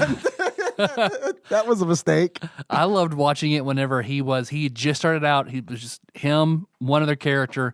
He goes into Narsh because I feel like maybe Umaro's where you can also get a character. You get a character and an Esper. And I think Umaro. I think there are settings where it's like you can toggle for whatever reason. I'm not sure why. You can toggle Umaro on or off. No, because he's really fucking powerful. Okay. Really fucking powerful. Well, there we go. That would be why. Because he has high stats anyway, and now he can equip any weapon and any armor and any relic. Should we stop talking about You can't control this him. Probably. for when the randomizer. We should probably do it eventually. Inevitably gives us Final Fantasy VI, and we do then we do this instead. Yeah, let's go ahead and stop. You're right. Do you have any achievements for this game? Wait. I want to read the rest of the actors. Oh, okay. The fictional actors in SOS. So obviously we have Kine Kasner, Chak Norris, Chack. Chak. Yeah. Bort, Chak, it's whatever. Chak Dognut, son of Bob Dognut. William Daho. Get this one. I can't wrap my fucking mind around this one. Okay, so wait. I'll save this. We got Kine Kasner, Chak Norris, William Daho, and then Michael Caine. That's a silly name, isn't it? No one would have that. Brock Shields. And Bill Maroney. Is that supposed to be Bill Murray? It's got to be. Bill Maroney? Bill Maroney. Apparently also one of Redwind's endings was removed from the game. Maybe because I based on the North American version I played. Booty Doo Kenner? Booty Doo Kenner. I assumed that Redwind was an alcoholic, but I guess it's never explicitly said. I'm willing to bet you that one of his endings involved alcohol of some sort, would be my guess. Yeah, you're probably right. He goes there, and that's just how he dies. Yeah, maybe.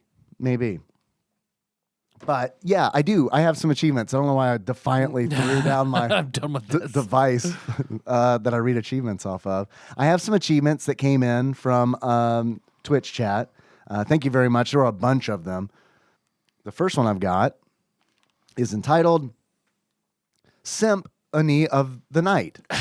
In order to unlock Symphony of the Night, risk your life and find that woman's violin. That came in from Damien.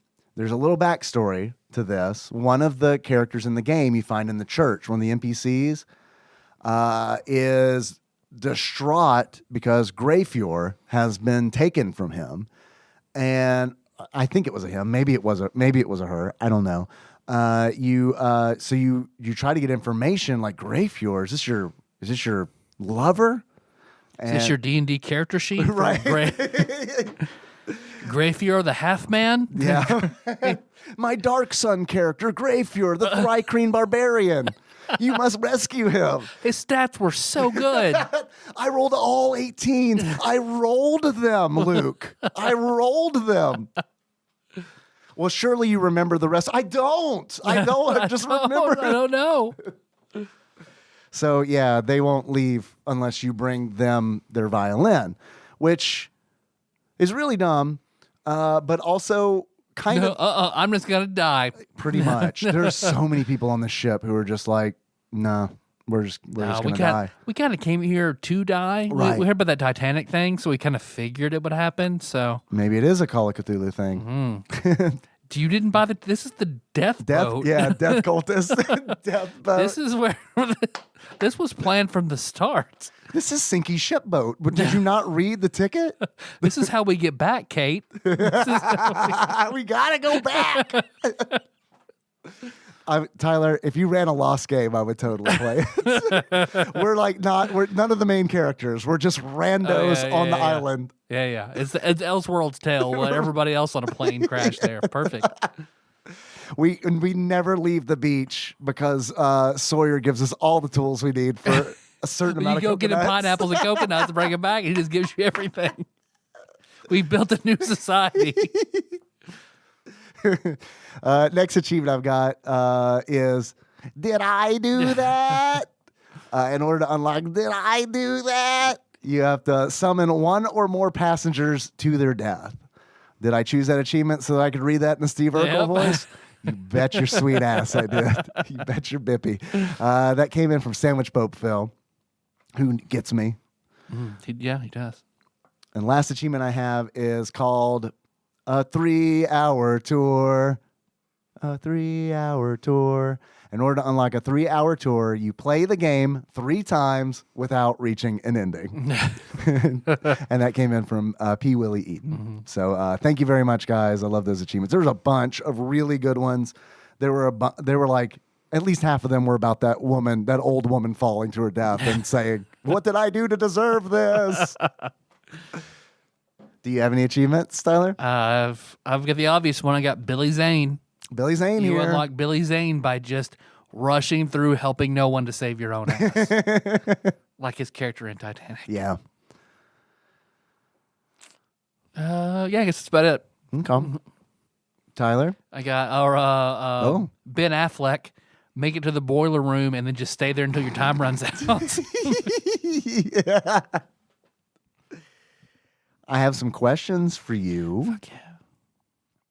The first of which we've kind of touched on a little bit already. But if you were to buy this game, SOS, for the Super Nintendo, loose, how much do you think you would pay for it on average? $250.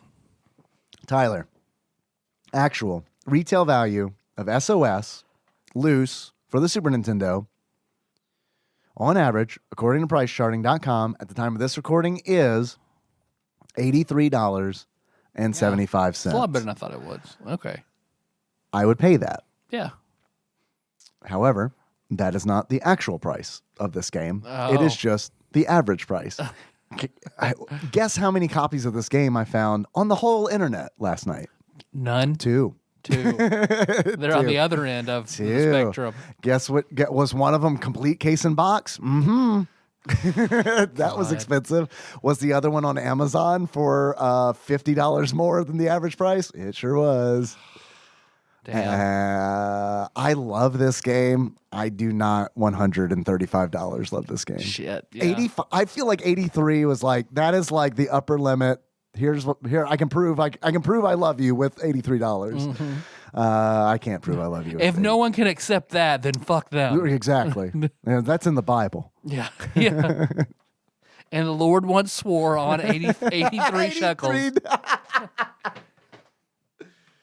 According to Judas bought back Jesus' love with 83 pieces of silver. $1. I'm kind of curious. According to Flopsy, the availability of this game is rare, which totally checks out. I have a feeling that I'm not going to be able to pick this game up until I find it at a convention. Maybe right. And I'm okay with that because convention prices are typically more in line with the average. A little more fair. As opposed to ridiculous online auction prices because they're like, oh man, this is the only copy of this game on eBay. How much was the complete in box? I can't remember because I momentarily went blind. Oh, Ark of the Covenant style. Okay. It was very expensive. It was like, I think it was like $280, something like that. Shit. Which I say very expensive, but I know we've seen, I mean, that's still cheaper than a fucking loose copy of Earthbound right now. Yeah. Which is absolutely ridiculous, man. I got into this collecting shit way late in the game. Do you want to know how much SOS was in 2009? Like $10? Like $2. The only reason I haven't gone over to my brother's house and physically reclaim my copy of Earthbound You need to go get it. is just because the temperature in here is not controlled. Oh, yeah. So I'm leaving it over there until I get an air conditioner in here. I'll run more often, but yeah, I don't want to damage it. Does so he I'm leaving listen? it over there? Because Yeah. he might hide it. Probably. He knows I want it. I mean, he stole that That's woman's... about the only text he will not reply to is if I ask about Super Nintendo games. Then I don't hear back from him. He stole that woman's copy of Nosferatu, remember? Yeah, he did. He did. So I don't think you're going to get Earthbound back. I'm so sorry to say that, but I don't think you're getting it back. I'll have to get on Tinder and dress as like a sexy girl. The Bugs Bunny style. No, I'd love to come over and see you. Yeah, I eat ass. Sorry, family. I'll be. I love eating ass wearing a backwards red baseball cap and a striped shirt. Do you have anything that might go with that? I'll be late for dinner. I have a date with the Lady Gremlin from Gremlins 2. Tyler. Yes, Dave. Do you have any achievements? We just did that. Yep. I got so caught up with pretending that you're the lady gremlin from Gremlins 2 that You're all hot and bothered. Yeah. Like that one time Shake was asking Josh and someone else, like, so if you woke up tomorrow. He asked me this. You woke up and Tyler was a girl, would you fuck her? And I said no. So did Josh. To which Shake replied, I would. He couldn't believe it. You wouldn't? What? Why not? Man, Tyler would have like the softest pussy. Care to comment? And we're buddies. He probably let you do whatever to it. Well, maybe not because we're buddies, just because I know Tyler's into some shit.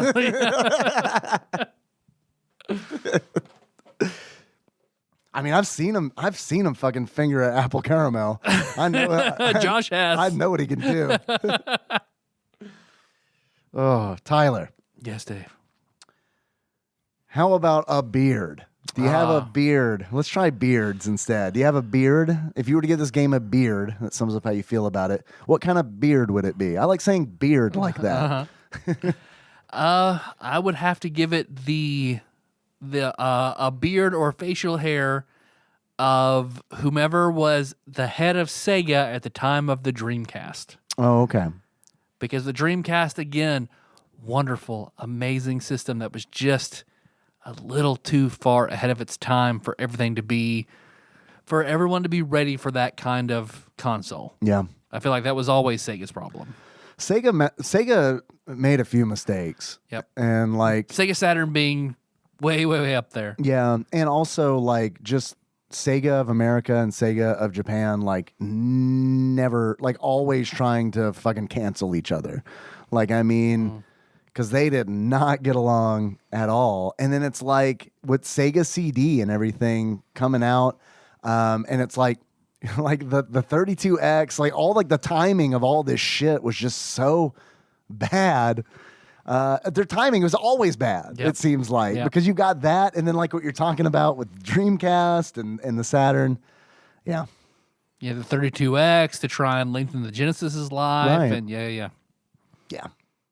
Tyler. Jaguar. Was the Jaguar? Was that Sega? No, that was Atari. Atari. Yeah. Yeah. And then you had the 3DO as well. Yeah. The system that I wanted so bad because it had really sweet 2-inch screenshots in GamePro magazine of Jurassic Park. Something I could probably play on a DVD player right now. Tyler, if you were to give this game a pair of glasses, that sums up how you feel about it, what kind of glasses would it be? I would give it the screen magnifier that would attach to the top of the Game Gear. Oh, God. Along with the TV tuner. Oh, fuck it. Make it big. Yeah, the battery pack. Not even battery. Let's just put 6 batteries in here and just see how long it takes. Not long. So, like, all wonderful shit, man. Having the TV tuner to watch TV on your fucking Game Gear, fucking amazing. I wanted that so bad. I did too. I could never find one. My parents were like, that's a very cool idea. They were all for buying me one. Damn it, if we could never, ever find one anywhere. My parents said, how are you going to, like, when we're driving on the road, the stations are going to change constantly. Oh, yeah, I guess you're right. But it's pretty cool, though, right? Yeah, it's cool, but wouldn't you rather, like, play Sonic 2 that came with it forever? Yeah. Well, I guess you got a point there, Dad. It is that hard. I got some more questions for you, Tyler. Yeah, let's do it. I got a quiz that came in from one Ross Rachel Green from across the pond. And by the way, I guess before we completely are done with SOS, are you interested at all in what Flopsy I am. I'm rated very it? interested. Flopsy, a.k.a. the Ultimate Nintendo Guide to the SNES Library 1991 through 1998 by Pat Contry, courtesy of Monster Mold Mike, my apologies. They gave it 4 stars, which is probably the first review that I have agreed with in this book. 4 stars, man. But to say for a non-mainstream title, that's very high. I think it's helping it in this situation. Because I know it's helping. Like, to be perfectly honest with you, if Nintendo put this game out, I probably wouldn't be as forgiving as I am the fact that Human Entertainment put it out, because it's like, okay, one of you is like a huge developer that is still around today. The other one kind of seems like a real scrappy developer, you know, and it's like, okay, I can hand wave a lot out of like just respect for that. Like I would put Clock Tower on my top 100. See, I'm so glad you brought up Cock Tower. Cock Tower's also there. Dude, Cock Power is the best Super Nintendo game. I don't know why it didn't come out in North America. There's a room in SOS called the Cock Power Room. I'm so glad you brought that up, because one of the things I meant to ask It's where they inject roosters with steroids and make them fight. I was going to ask if you think that this or Clock Tower is a better game.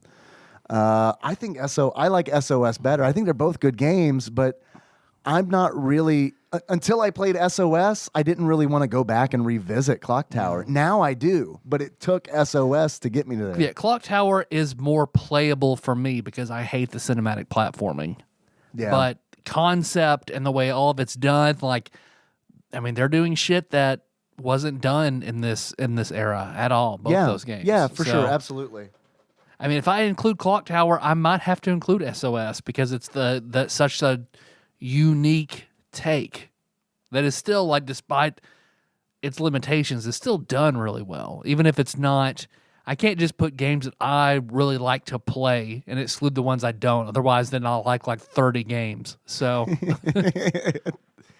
there's another Human Entertainment Super Nintendo game that was released in Japan and Europe, but didn't come out here, that I'm really interested in. The firefighter game? Yeah, called The Fireman. And Twitch chat last night told me that there's a similar game to that, I think, called The Ignition Factor, which did come out in North America, I believe. So we'll get to that eventually. Okay. I would really like to try, I really want to try The Fireman after having played Clock Tower and SOS, because The Fireman is it's a game about being a fireman and putting out fires, but from the thumbnails and everything that I've seen, it looks more like a traditional Super Nintendo It looked like game. something they'd play on Nick Arcade for all right, first to 2,000 points. First to put out 18 fires. Yep. It was not Joey Fatone. He didn't put out enough fires. It's just people running around the very first room running out of hose water. Nope, no points. Sorry, gotta go back. Good try. They should redo Nick Arcade and make them play the same games from that era. But people who were kids during the first one now disenfranchise adults. Oh, it's like a Tosh.0 web redemption. People fat trying to squeeze into those suits to do the last thing where they're trying to get the gems. Oh, fuck yes. Yeah. They kind of have something like that at the Mario Brothers. Millennial Arcade. Oh, no, I love that. They kind of have that end segment, the green screen segment. They kind of have that at the Universal Studios Mario Park really? in Japan. I was watching a 40-minute. Henry and I were watching this 40-minute video of someone vlogging from there, and it's they've got this game where instead of it being a green screen, it uses people's shadows to interact with different Mario elements. I'd be lying if I said that I did not think about Nick Arcade when I saw that, because it's leave it to Nintendo and Universal Studios to figure it out. Yep. All right. 30 years later. Yeah.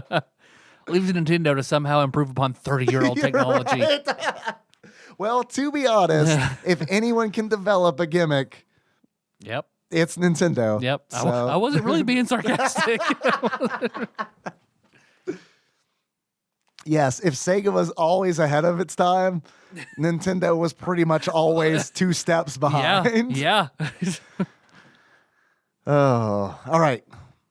Tyler, we have a quiz from one Ross Rachel Green entitled More Randomized Fun. Ross begins, "Let me start by saying that I am a responsible pet owner." Oh, God. Yeah. Unlike me. That's most good stories start. Unlike me, who let Cheetos out of the house. He even invokes the name of one Bob Barker in this very sentence. And like Bob Barker says, I always have my pets spayed and neutered. I think this is a response to his last quiz intro where I was like, get that cat fixed. Get that horny cat's guts out of it. Tear it out. It's making it horny. Ross continues, my 2 annoying on-heat kittens are only 7 months old, and it's hard to get shit done in lockdown. Do it yourself. I just got to keep fingering these cats. You know what? That's one thing that Americans have. It's that, like, do-it-yourselfedness, you know? We'll straight up. It's that whole fuck quarantine thing. I'm going to go out and do whatever that Americans have that no other country really has. We will remove our cat's guts by ourselves. That's a lie. We won't do that. Ross continues, it's hard to get shit done in lockdown, but rest assured that once I can, I will have their innards scooped out like a melon. I assume that's right. I'm not a vet. Yeah, so it just looks like a honeydew down there. I think you nailed it. Yep. Ross continues, with that out of the way, today was the last day of a 4-day weekend. So for the rest of the week, I will have no idea what day it is. There is a little bit of an inside joke where for a period of time, Zalnop relied on Isabel in Animal Crossing New Horizons to tell him what day it was. And I love that. Ross continues, I did order a pre-built PC at a good price with the parts I wanted, but there was a problem with the payment. I want to know what video card you got, Ross. What video card you get? The accounts team didn't get back to me until I chased them 3 times, and their only answer was to place the order again, despite the delivery date being pushed back an extra week. So I refused on principle, and now I am no closer to getting a GPU. Which reminds me, I am going to check my email real quick because I am in a lottery to have the privilege of purchasing the video card that I want to purchase. Let me refresh my email. No updates. I don't think I got it. At a regular price? Ross Slightly continues. elevated. So anyway, SNES questions. I will say this. I am buying it from a licensed retailer. Okay. Whether or not they are staying within MSRP, it's cheaper than it is anywhere else. Yeah, no, I understand. Question 1, Tyler. Are you ready? Yes. This M stars a squirrel throwing acorns as ammo. I also fondly remember this game, despite playing it recently and it being awful. Mr. Nuts. Mr. Nuts, locking it in. It is, in fact, Mr. Nuts. How did you know that? I vaguely remember scrolling across it and being like, oh, Mr. Nuts. Mr. Nuts. With a Z. It's extreme. Well done. Thank you. Mr. Nuts, brought to you by the Balls people. Balls and Nuts. Interesting. Yeah, those are both nicknames for male genitalia, and they both end with Z. Was that Nintendo? Well, I can't wait to get Ms. Pussy with two Z's. No, two Z's no. and an I. Nintendo of America's fine with pussy. Just anything related to a male's testicles, you got to put a Z on it. Next question. Big Mommy Milkies for the SNES. I'd play it. I'd play it. It's a ROM hack of the Fireman game. Next question. This J stars the father of a family fighting space pirates with a pneumo-osmotic precipitator, aka vacuum cleaner. Read that again. This J stars the father of a family fighting space pirates with a pneumo-osmotic precipitator, aka vacuum cleaner. Is that a Jetsons game? Jetsons, comma the That something colon sounds something like something something. Yeah. Is my guess. Yeah, the Jetsons. I don't know what the full title of that might be. Jetsons. Logging it Good in. enough. It is Jetsons, comma the Nice. colon invasion of the planet pirates. That just reminds me that Pixel Star also dropped a Super Metroid version with all the monsters, but not a Super Metroid guy, so I did not pick that up. But it's there. Oh, I thought for a minute there I got really confused. I was like, Was there a version of Super Metroid where they included Guy from Final Fight? I thought you said Super Metroid. You said I'm not a Super Metroid guy, and the only part my brain picked out was Super Metroid guy. And I was desperately trying to figure that out. That'd be pretty good, though. I'd probably like Super Metroid a whole hell of a lot more if I could play as Guy. Next question. This D sees two youngsters fighting through evil television shows. Oh, shit. I feel like we should know that. Evil television shows? Yeah. It's a D. Two youngsters. Is this based on a property? I don't know. I feel like that sounds vaguely familiar. Evil television shows? Yeah. Like Jump. Yeah. Like Jump? I mean, I feel like I might have even played something like that before. What was the name of it? Why are you going to ask me the hard questions? Can't you just ask me stuff I vaguely remember? Okay, all right. I can try. You remember that one time after school you had that pop ice? Yeah, okay, you're right. This is the D. And it sees two youngsters fighting through evil television shows. So are they in the shows? Is this Ren and Stimpy Vidiots? I think it's something like that where they get sucked into a TV and they're finding their way through evil, like they're flipping channels and they're in a different. Is it Stay Tuned? It's not. That it doesn't sounds start familiar. with a D. Deprogrammed. D. I don't know. D's Nuts? D's with Nuts. A C? Yeah. D's Mr. Nuts. Dr. Nuts? The sequel? Please, Dr. Nuts. Yeah. This D sees two youngsters fighting through evil television shows. Two youngsters. I don't know. I'll never think of it. Dino Boys. Perfect. Locking it in. It is Dream TV. Okay. Which is maybe the sequel to Smash TV. Yeah. the prequel. Yeah. It started as a dream, ended as a nightmare. Oh, that's so good. Jesus, it just writes itself.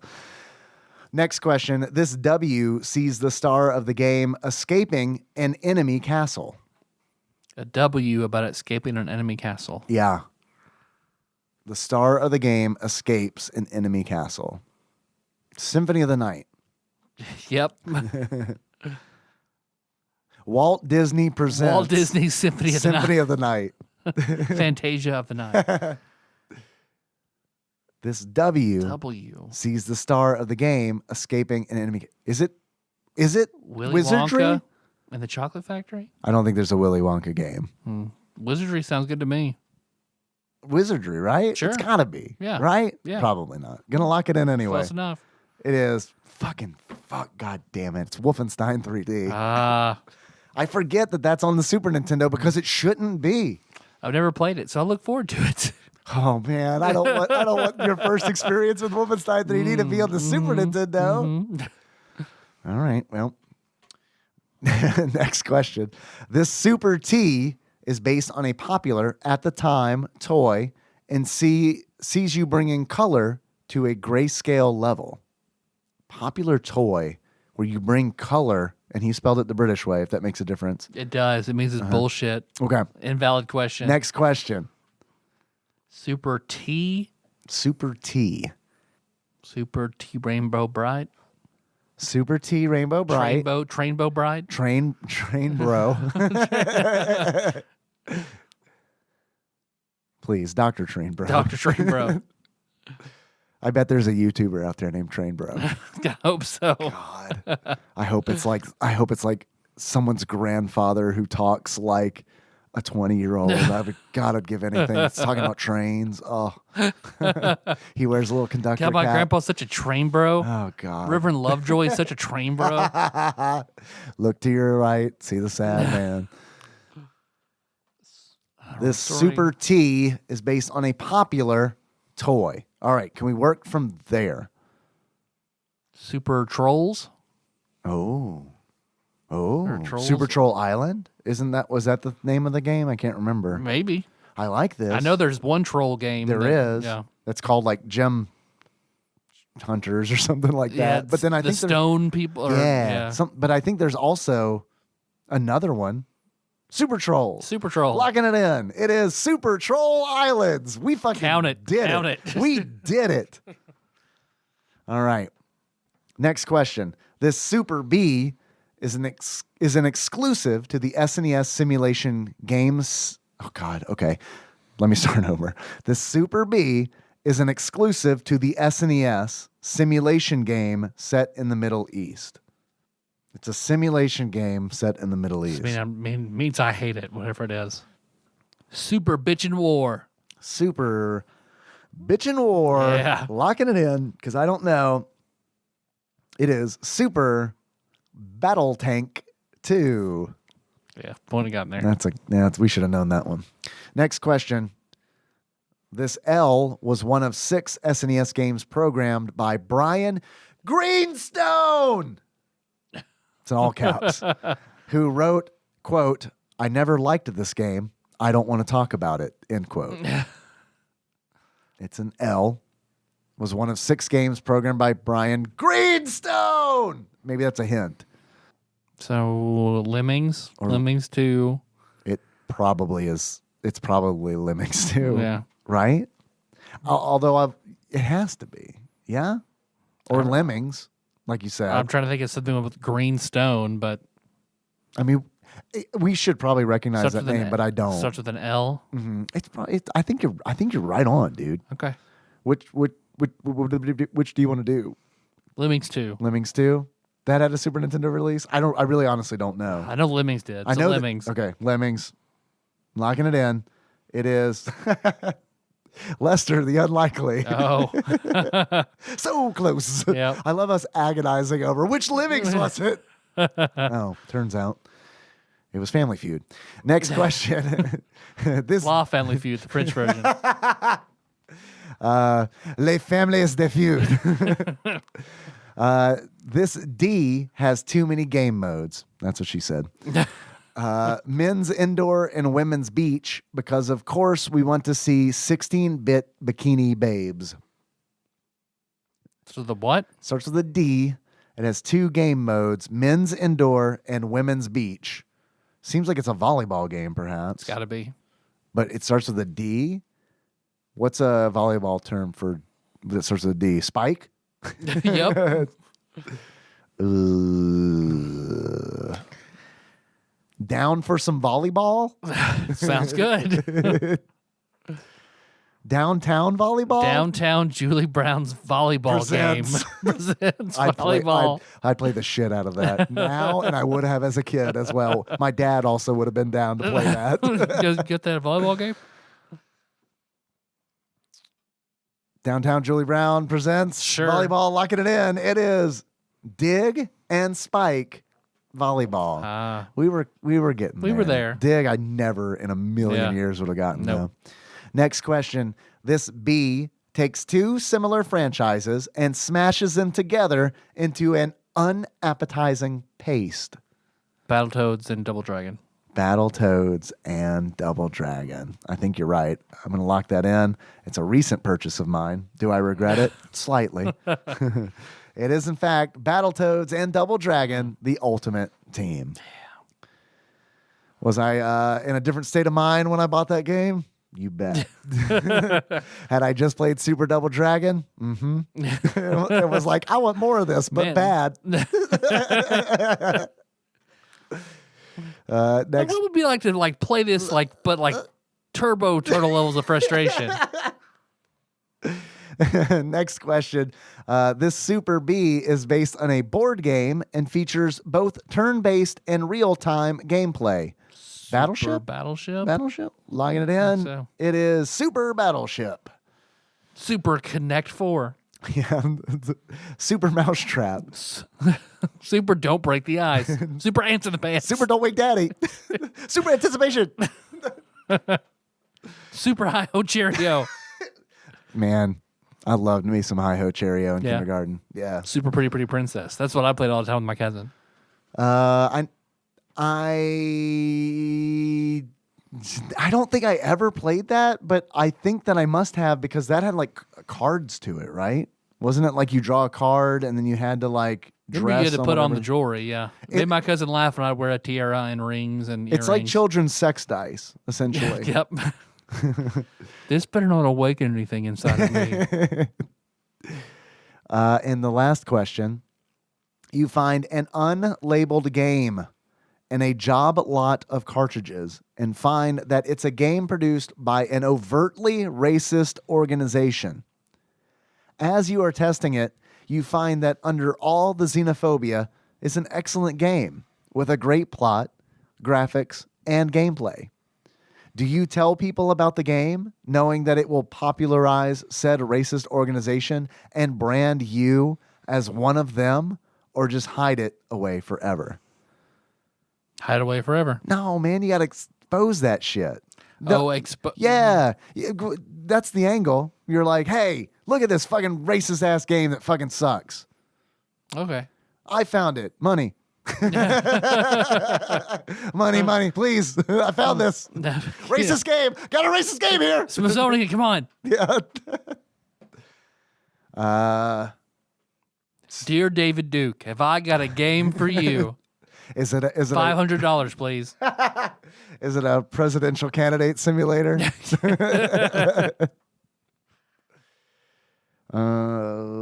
Ross says, I might show my friends under the instruction never to tell another living person, or just sell the thing for a ton to a collector and let them release it into the wild. Yep. I'm telling you, you got to go the angle where it's like, yo, look at this super racist game I found that sucks. Also, I stream on Twitch on Fridays and Sundays if you'd like to talk to me about it. Yep. Come on. That's it. All right. Ross, thank you very much. I love that quiz. Also, I'm sorry for hassling you about the whole cat thing, especially considering that I let a fully bald cat into the wild. Well, Dave, I don't know what we're going to do next week. You want to know? I feel like we've gotten lucky, so I kind of think we're going to get hit with a obtuse sports game, but I hope not. I feel like we got very lucky this week. Mm-hmm. Yeah. So we probably will get hit with a fucking super stinker. Maybe it'll be the other SOS. Or we could just play the other SOS. Oh, go ahead. I don't really want to do that. I don't want to have two SOSs in our stream back to back, just on our iTunes screen. Yeah. So I'm gonna go over here and grab this batter up peripheral. Please plug it in. Put one on the ground, one on my head, Wild and Crazy Kid style. Pull my no-no in a random direction. Please turn a circle. Say the prayer we all love to say. No whammies, no whammies, no whammies. Stop. 155. They just one. Seven Saga? Yeah, we've already done it. 3 ninjas kick back. 157. 155. 155. I know that makes a big difference. 155. So that's probably the F's. It's the D's. D's. That was my gut said D. I should have went with it. Mm-hmm. New game? It is not. Okay. It is Dungeon Master. Well, let's do it again. You want to do it again? Yeah, reroll. Oh, I thought you meant do Dungeon Master again. No, I was kind of surprised. No. I love that so much. No. Yeah. You don't want to revisit Dungeon Daddy? That was a great bit. Have Phil come back in. That was so great. It's been long enough. Let's just re-release it. Just no one will it. No one will know. That's pretty good. What are we? Sort of a million? Perfect. Yeah. Go ahead, release it. We've never done it before. This podcast. If we sound different, it's because we're both really sick next week. This podcast gets easier and easier if we start doing reruns. Whenever we roll something we've already done. All right. Would you like to pray again? I would. All right. Say the prayer we all love to say.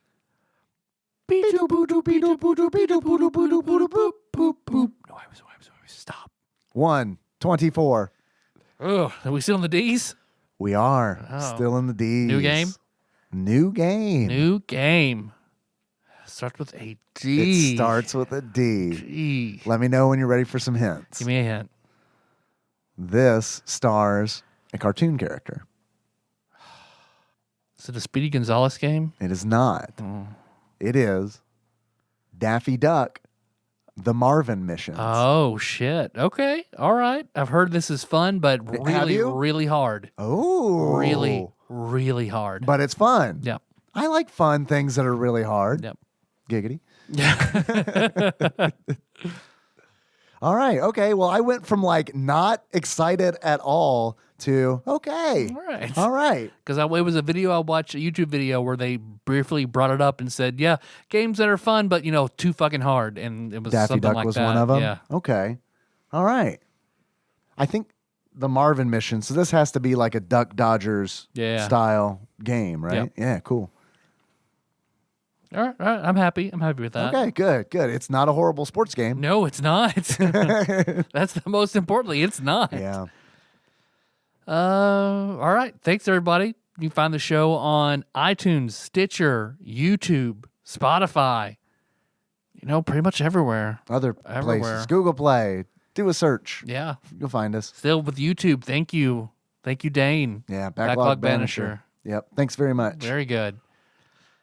Let's see. Do you want to send us something? Do you like this show? You like our intros? Or you not like our intros and want us to open up something instead? Send Right. it to TADPOG Studios, care of Nicole Nance, PO Box 3785, Paducah, Kentucky 42002. Someone out there sent us hot tamales, peeps, and listened to this episode and was, fuck.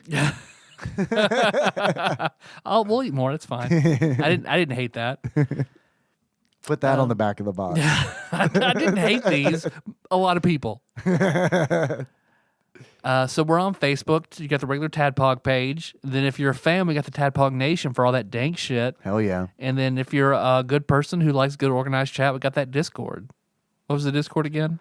bit.ly/TADPOG Discord. We'll get you on there. So you want to call us, 270-883-2555. And then, of course, we're TADPOG_podcast on both Twitter and Instagram. Yeah. If you want a shirt, shirts.tadpog.com, or a mask, mask.tadpog.com. Yep. But you stream. I do. You stream. I stream on Friday nights and Sunday nights. Maybe more SOS on Friday. That's kind of the way I'm leaning. I did Turtles in Time on last Friday because it's the, speaking of the Discord, it's the SNES game of the month on the TADPOG Discord. Boy, I haven't played that game since we discussed it on the show. Wow, that's such a good game. It's a good game, but I'm okay to never play it again. I played it to exhaustion because we beat it every time we went to Game Galaxy. But see, yeah, for sure. But the SNES version, I think it's better than the arcade version. Okay. I really do. And like trying to go through that game fast is actually a lot of fun. I watched a speed run of it, and I watched a speed run of 2-player co-op of Turtles in Time. And I think it took 17 minutes, I think. And that is insane, dude, because it's like these people have like, they know where every enemy is going to spawn and know how to kill it the quickest possible way. And it's like, it is counter to my play style because they're constantly using the special move, which also lowers your life every time you use it. And I hate doing that because it always just makes me feel so like, I hate it too. Too dangerous, man. Yep. Living on the edge. I'm with you 100%. Most importantly, we got that Patreon. We do. So I'm gonna scroll back. We got a split month here, so I got to go back. Uh-huh. Let's see. So I think the big boost from Dig Dougie. Yeah. Thanks, Dig Dougie. For April, a doubling from Fernando. Thank you. Yeah. Thanks, Nando. Teeth Cracker Nando. Teeth Cracker Or Nando. Their Tooth Splitter. Ooh. The Tooth Splitter Fernando. The Tooth Fairy. Yeah. There we go. It can't sound badass. So it's got to be Tooth Fairy Fernando. Thank you very much, Nando. That's all we got for Patreon. All right. I want to give a quick shout out to the gentlest of G's. Yes. For getting married. So congratulations. And wearing a lot of our shirts in the pictures. Oh, I'd seen the photos. All of the Facebook pictures he posts. They're out in Vegas having a good time, and he's wearing a lot of TADPOG Oh, hell shit. yeah, I love man. it. I love it. That's awesome. I didn't know that. That's great. So congratulations, Gentle G, and indicate Sith. Our theme song is Moves by Sycamore Drive. We'll do that. Check the show notes at TADPOG.com. Dave, how you want to close us out? Like, we're being dropped from a boat to a far distance to our death. yeah, And wonder if we deserve it or not. I only feel like that is fair. That's a great suggestion. Thank you.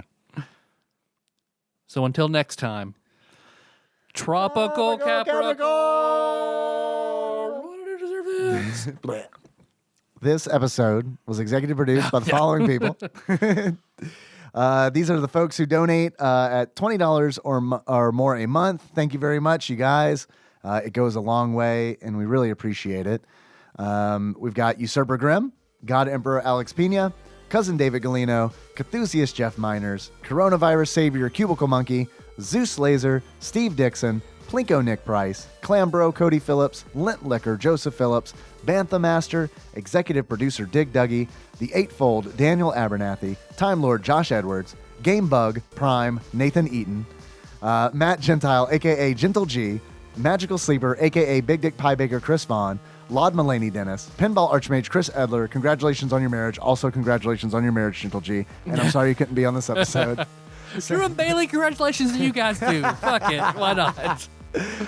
Sandwich Pope Phil Hawkins. Well, maybe I don't want to take anything away from Pinball Archmage Chris, but like maybe that title goes to congratulations on your marriage goes to the most recent married person. I think you're right.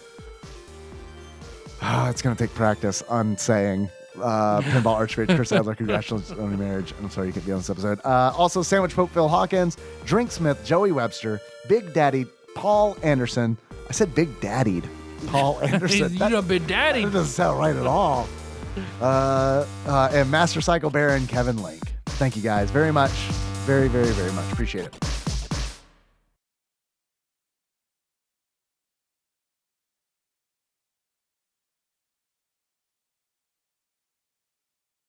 Right now for a dramatic reading of one side of a script from a famous rant by an actor. Okay. This could be... I will only be doing the part of the famous actor and not the director trying to console the famous actor. Oh, the director. Okay. This isn't the one I thought you were going to do. We know a remote farm in Lincolnshire where Miss Buckley lives every July. Peas grow there. Do you really mean that? Do you think you really want to say July over the snow? Isn't that the fun of it? I think it's so nice that you see a snow-covered field and say, every July peas grow there. We know a remote farm in Lincolnshire where Miss Buckley lives every July. Peas grow there. We aren't even in the field, you see.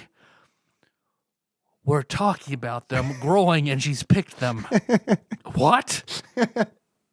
I don't understand you then.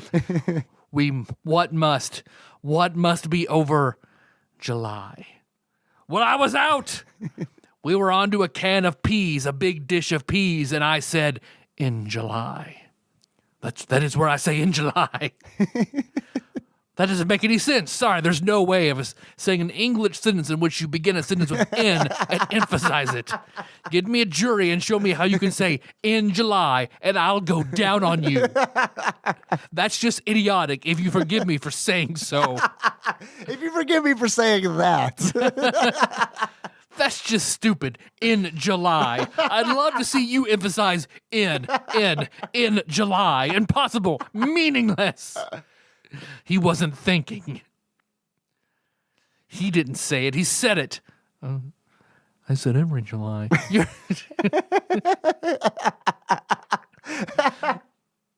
No, you don't mean every July. But it is. But that's why it's bad copy. It's in July. Of course it's every July. There's too much directing around here. Norway, Fishfinger, nor Findus, Norway. We know a certain fjord in Norway. No, near where the cod gather in the Great Shoals. They're in Janstangdalen. Shit.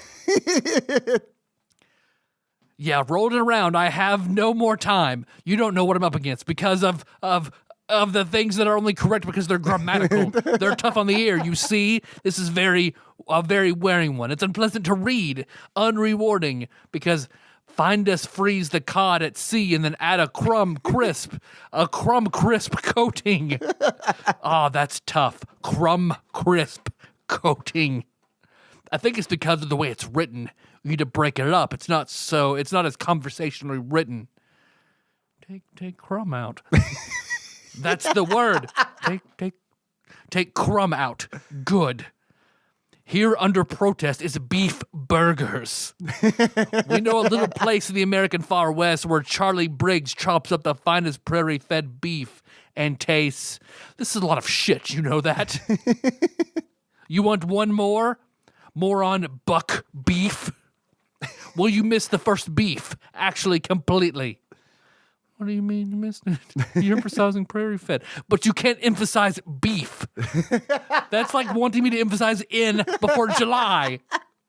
Come on, fellas, you're losing your heads. I wouldn't direct any actor like this in Shakespeare. Will you do this? It's impossible. The right reading is the one I'm giving. I spent 20 minutes more than you people on any of the commercials you've ever made. You're such pests. Now, what is it that you want? In the depths of your ignorance, what is it that you want? Whatever it is, I can't deliver because I just don't see it. Well, that one's fine. It really is. Here you go. This isn't worth it. No money is worth listening to this. Then Orson Welles leaves the studio. Oh, I thought that was a Michael Jordan Gatorade commercial. Pretty close. For the pea-flavored Gatorade. Casey not listened to that for such a long time. The Orson Welles? Or is it in you? Is it in you? Is it in you? Is it in you? When you were talking about emphasizing in July, that's the first thing that came to my mind was Michael Jordan trying to do all those takes for Gatorade. Is it in you? Is it in you? No. Is it in you? Is it in you? It's like a robot trying to be a human.